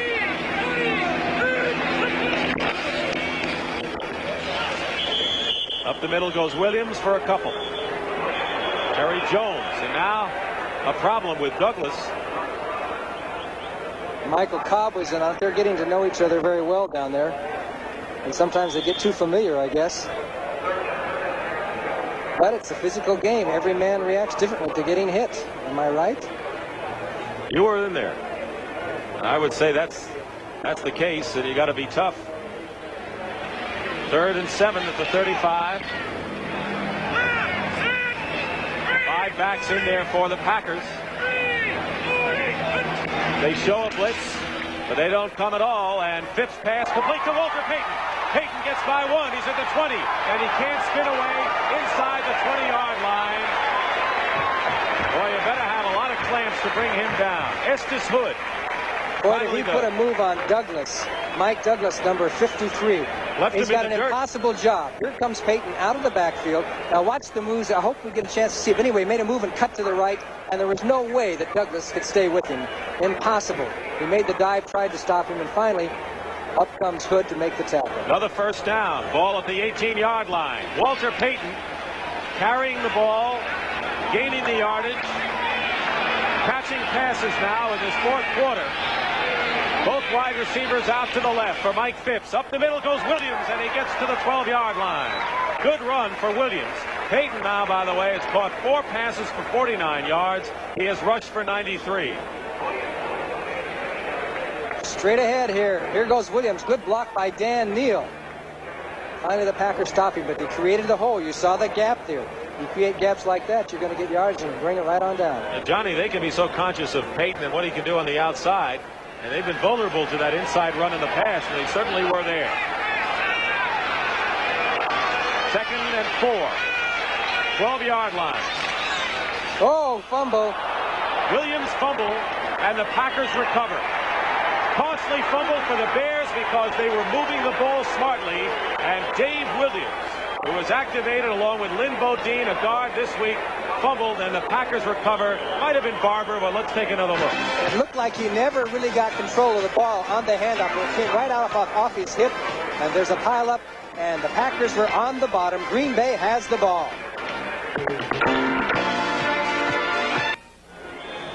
Well, the Honey Bears here in Chicago are voted by the experts who know, next to the Dallas people, as the loveliest ladies. They're down 1 where they had a little problem with one of their people. 1st and 10 at the 9-yard line. Nate Simpson is in the game. Costly fumble, a pass. Grab there by Lofton, number 80, out of bounds after a short gain. Hicks, the middle linebacker, Tom Hicks, number 54, for the Chicago Bears, had ligament surgery, and he's been solid in pass defense. He's come back from a bad shoulder and a bad knee to hold his starting job at the middle linebacker spot from the University of Illinois, Tom Hicks. Of course, I want to remind you, as you saw, U.S. Open tennis coming away after this game. 2nd and 6 at the 13-yard line. Barty Smith, the up back. His number 32, Steve Atkins from the University of Maryland, seeing his first action driven out of bounds by Hampton. Steve Atkins, who a lot of people think have deceptive speed a la Franco Harris in his college career at Maryland, had some off days and some good days. He was a bit of an enigma, but they say that the guy has some speed to go outside and is a tough inside runner. Well, let's see the situation. What do you think Zeke and Bart Starr will come up with? 3rd down. About 6 yards to go. Deep in your own territory. 8:45 to go. I think you got a pass. 6 defensive backs. 6 defensive backs for Chicago. Osborne came in. Question is, who moved? Mel Jackson, number 71, might have, and he did earlier in the game. And that's going to... CBS Sports Spectacular resumes Saturday, September 15th. I'll be in Houston, Texas for the 10-round lightweight bout between Howard Davis and Termite Watkins, along with several other events. CBS Sports Spectacular, newer and better than ever this year, and a lot of live coverage of events that you'll enjoy. 1st and 10 for the Bears at the 19-yard line. 8:23 to go. 6-3, Chicago leading. Payton. And the stop is made by Mike Douglas. Reeve Sorey was blocking in front of Walter. How do you think Neil Armstrong will play it now? You figure about 8 minutes to go in the game. If you control the ball on the ground and maybe come out with 3, possible to get a 9-3 advantage with maybe a couple of minutes to play if you work it right. The tendency has been to go conservative and not throw now unless they are in a throwing situation, but that isn't always the right way to do it. You know, it just depends on a situation. Second and 7 now. Baschnagel 84 to the top of your picture. Scott 89 to the bottom. 2nd and 7. Phipps on a passing down. Walter Payton. The ball is incomplete. The ball is down. Fans getting on Mike Phipps a bit there. The screen had set up. Actually, it was a pretty good play. The screen had set up, but the pass was not too accurate. But overall today, Mike Phipps has done fairly well. His percentages are good. That's the thing. He has been judicious with his passing. He has hit the short pass as well. His percentage is pretty good. He is 13 for 22 for 108 yards. And that's what Neil Armstrong wanted. I don't think, as you say, Vince Evans had the best preseason of the 3 quarterbacks, but you don't want to take a chance and maybe hurt a confidence, perhaps. You want to go with the technician, and that's what they have with Phipps. 5 defensive backs for the Pack. 3rd down on a draw. They give it to Walter Payton, who has a first down and more. Walter Payton, who has done it all for the Chicago Bears today, gets to the 34-yard line and a first down. Simmons and Barber make the stop, and a lot of times people say, you say he did it all. He's doing it all today. Yes, he got some good blocking at the beginning, and then he just weaved his way. Just notice how he cuts back and forth. Now his legs keep driving, even though 2 or 3 Packers have a hold of him, and that was a key play. That kept his drive alive. 109 yards for Walter Payton. 49 yards receptions. He's carried 31 times today. And it's hot down there. Jerry Eckwood gained 121 for Tampa Bay. Phipps wants a timeout, and that could be kind of tough at this stage because you don't want to use one of your timeouts here in case he comes close at the end of the game. Eckwood had 121 yards for Tampa Bay last night. That's our score with 6:50 to play in the game. That's our score, but look at a couple of others. Close games throughout the National Football League. 4th quarter, Atlanta leading New Orleans 34-31. St. Louis now trailing 19-14 to the Dallas Cowboys 4th quarter. 1st and 10 at the 35. Bears trying to chew up the clock at this point. 6:50 to go. Up the middle to Walter Payton. Number 37, Willie McClendon, is in the game, the rookie from Georgia, along with Payton. First downs. Bears have 15 and the Packers 7. How many carries did you say Payton had? 31. Yeah. 32 now. You know, he's not a big man. You know, that's a lot of carries. I mean, he just does this year after year. 5'10", 200 pounds. 2nd and 9 at the 36. Dave Williams, 22, back in the game. Phipps looking downfield. Completes to the 40-yard line to Williams, the back, coming out of the backfield. It'll be 3rd and 5. Michael Hunt, the middle linebacker, who has an interception. Bears have escaped pretty well, considering a fumble by Williams going in. There's a score of the Cleveland Browns with Lyle Alzado to help their defensive front line, leading the New York Jets 7-3, 2nd quarter. Jets going with Matt Robinson at quarterback. Another key play, 3rd and 5. And 5 defensive backs for the Packers. They're looking to the sideline. A little bit of confusion. 3 wide receivers for Chicago. 3rd and 5. Mike Phipps in trouble. Open field. Will run it. He has a first down. And he's tackled inside Green Bay territory at the 47-yard line by Dave Simmons, the rookie from North Carolina. Phipps, one thing he is doing is playing intelligent football today. That time they put the double team on Payton out of the backfield. He was looking for Payton, but he was covered.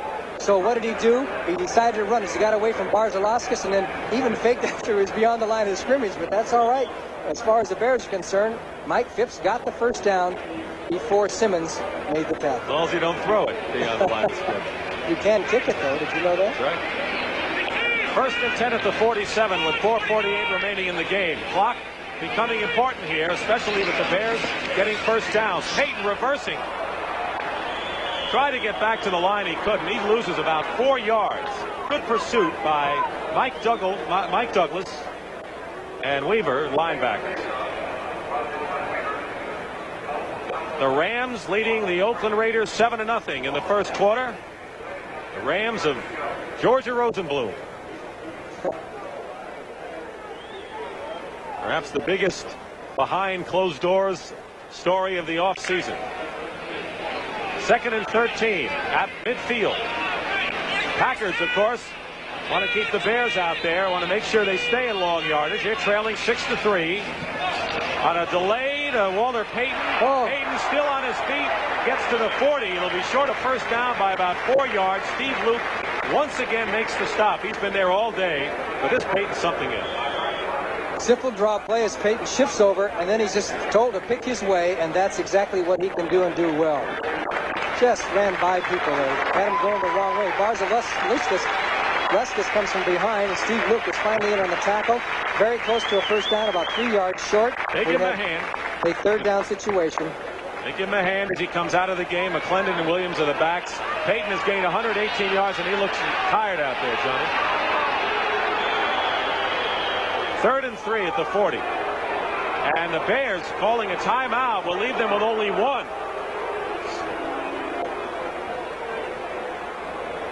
I believe this is the second timeout that the Bears have called in the second half.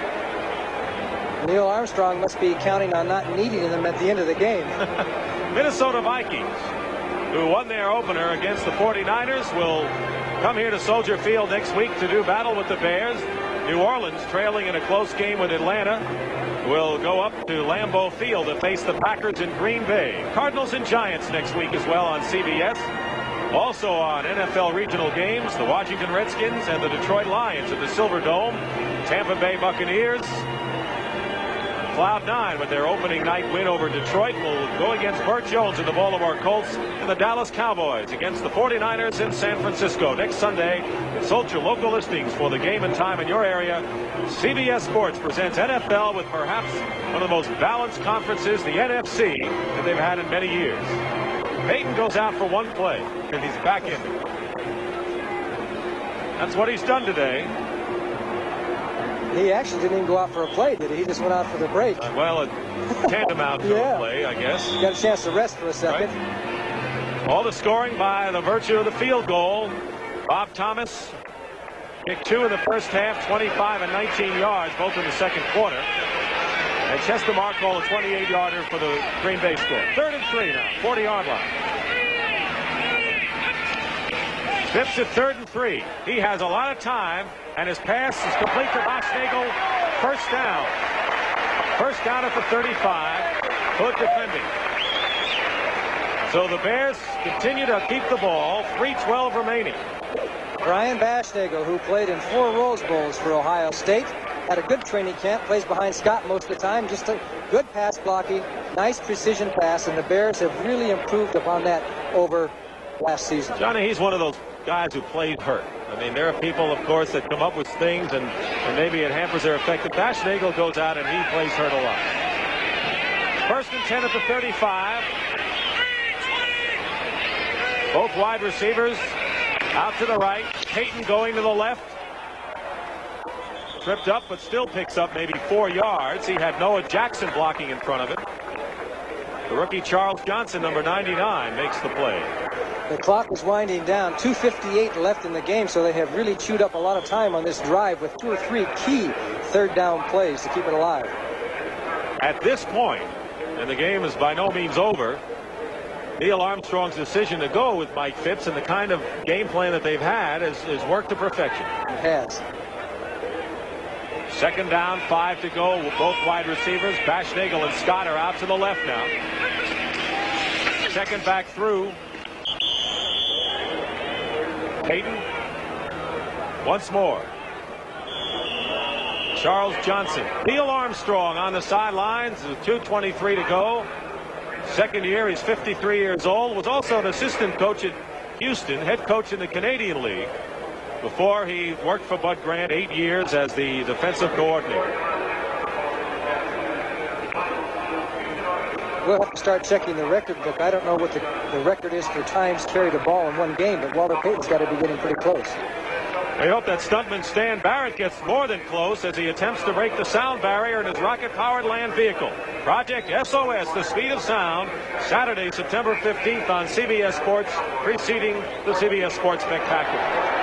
Walter Payton's going out of the game, and Willie McClendon from Georgia. There's Bart Starr, who's realized that it's not a matter of a guy here and a guy there to rebuild. It's been agonizing, is the way Bart has described Green Bay coming back to the fold. There's Walter taking some oxygen, getting wiped off, because he'll probably be back in the game.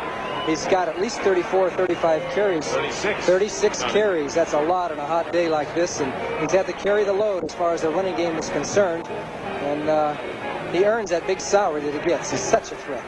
125 yards for Payton. He's caught 4 passes for 49. And don't forget, he doesn't have Roland Harper, and while Skibinski figured to do the job, he's been racked up. Earl was racked up, and they had to use Williams, who was just picked up this week. So it's 3rd and 3 at the 28 with 2:23 to go. Here is Williams, short of a first down. So it'll be 4th down, and they're going to call for Bob Thompson. Mike Douglas, who along with Luke been in on most of the tackles today. Luke not on that play, but he had been. The Packers have called a timeout. They used one of theirs, which it's probably strategy-wise. They want Thomas to miss, make him think about it. They're also using the 2-minute warning clock, so they'll have 2 timeouts left when they do get the ball. 2:16 to go. Thomas is not on the field right now as Phipps comes to the sideline. Don't forget U.S. Open tennis. Following our game, Bjorn Borg is the man everyone wants to catch. Vitas Geliulaitis and Guillermo Vilas both won some very tough matches yesterday. Billie Jean King at 35 years old also advanced.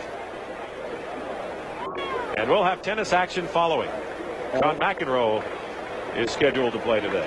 They've had a conference at the sidelines, and they may attempt to go for it rather than go for the field goal. 4th and 1.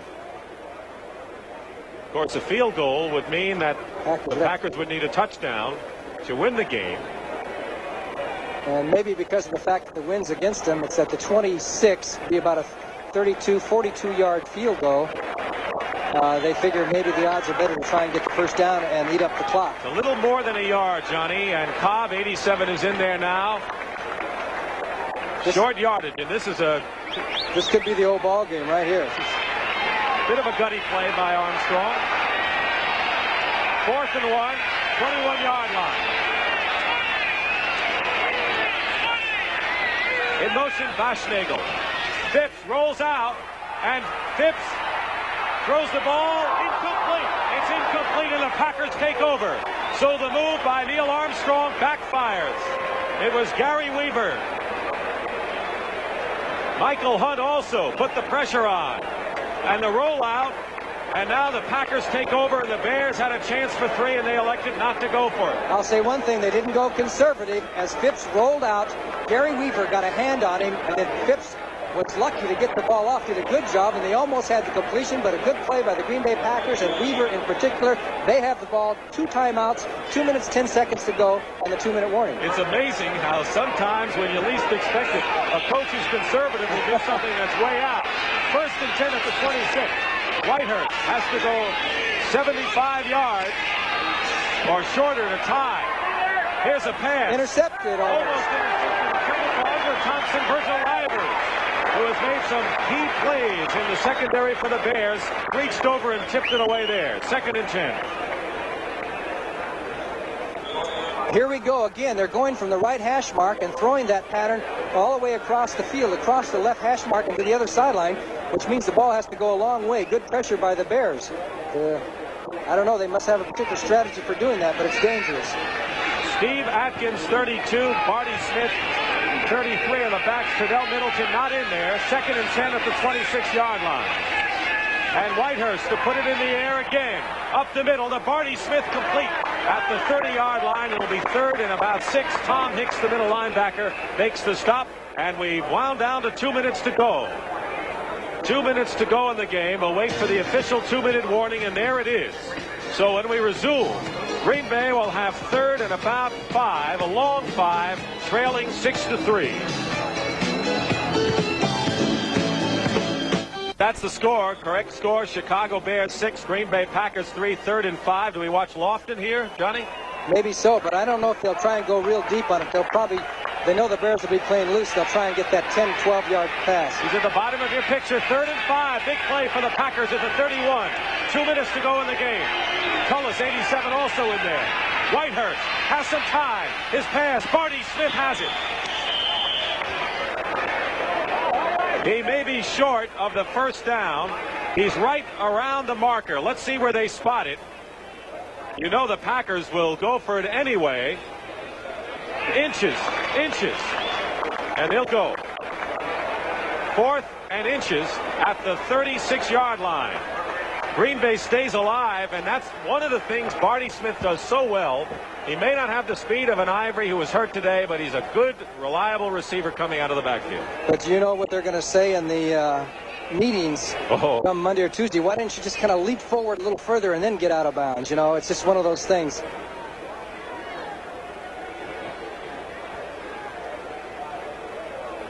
So now they are faced with a 4th down situation with a minute to go. A minute, and our clock is broken again, but I think it's a little less than 2 minutes, isn't it? We'll see that clock pretty soon on our screen as we wind down. Ron Ridehouse, number 76, is the 5th defensive lineman in there. 1:55 remaining.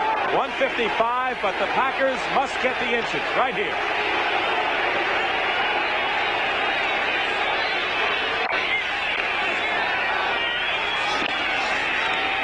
They've got it and more.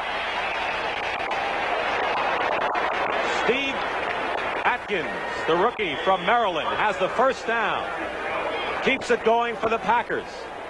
They have 2 timeouts remaining. They line up without a huddle. The ball at the 38-yard line.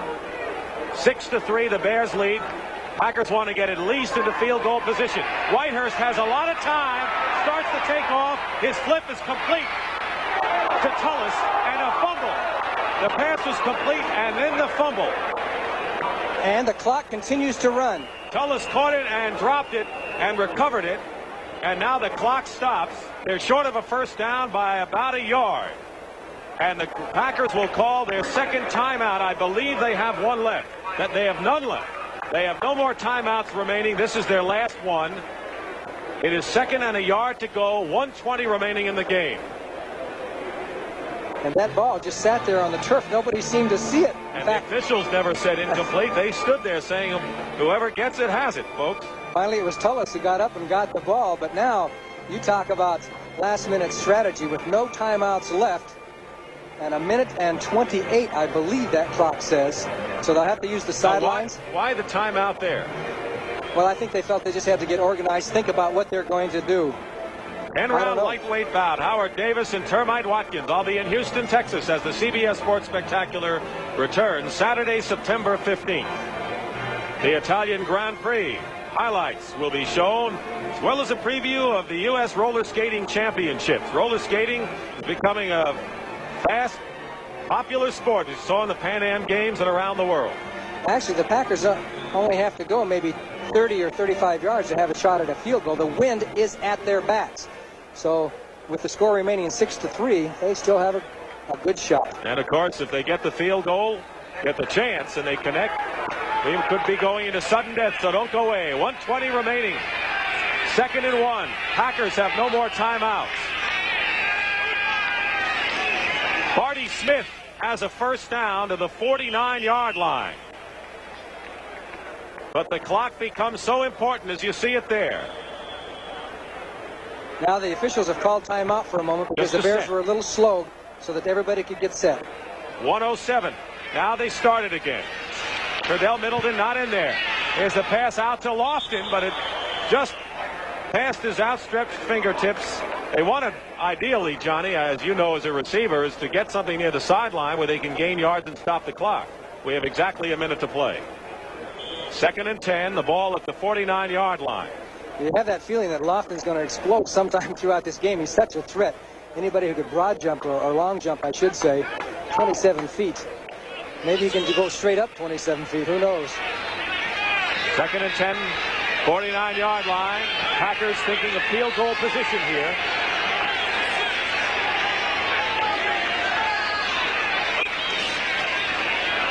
Whitehurst fires. Lofton. Oh! Incomplete at the 30-yard line. Lofton was hit hard by Terry Schmidt, who jarred the ball loose from James Lofton.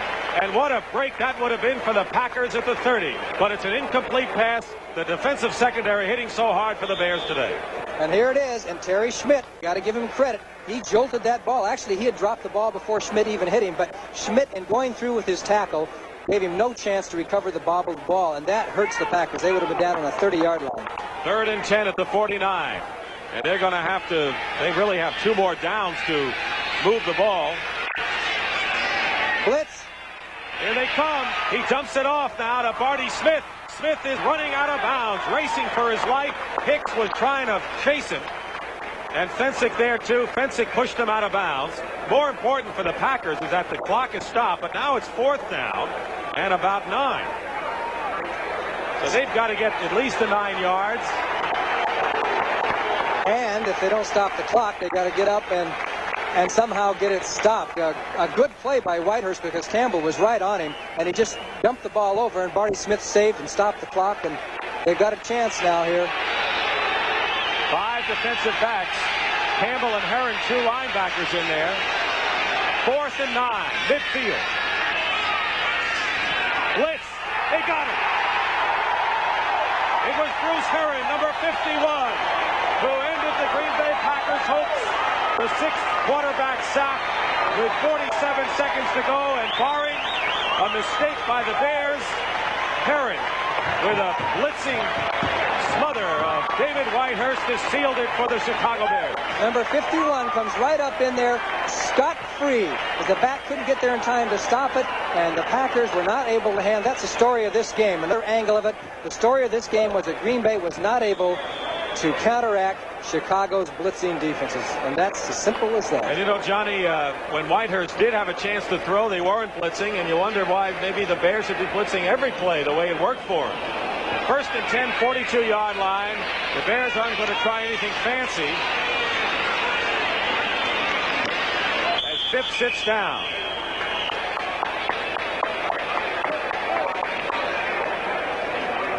Six to 3. And Mike Phipps, who led the Bears to 3 victories when he started 4 of the last 6 games of the 1978 season, is going to continue leading, and I guess that's what he did today, as Neil Armstrong has taken off the headsets. Phipps 15 for 25 for 117 yards. He used Walter Payton a lot today, I'll tell you that.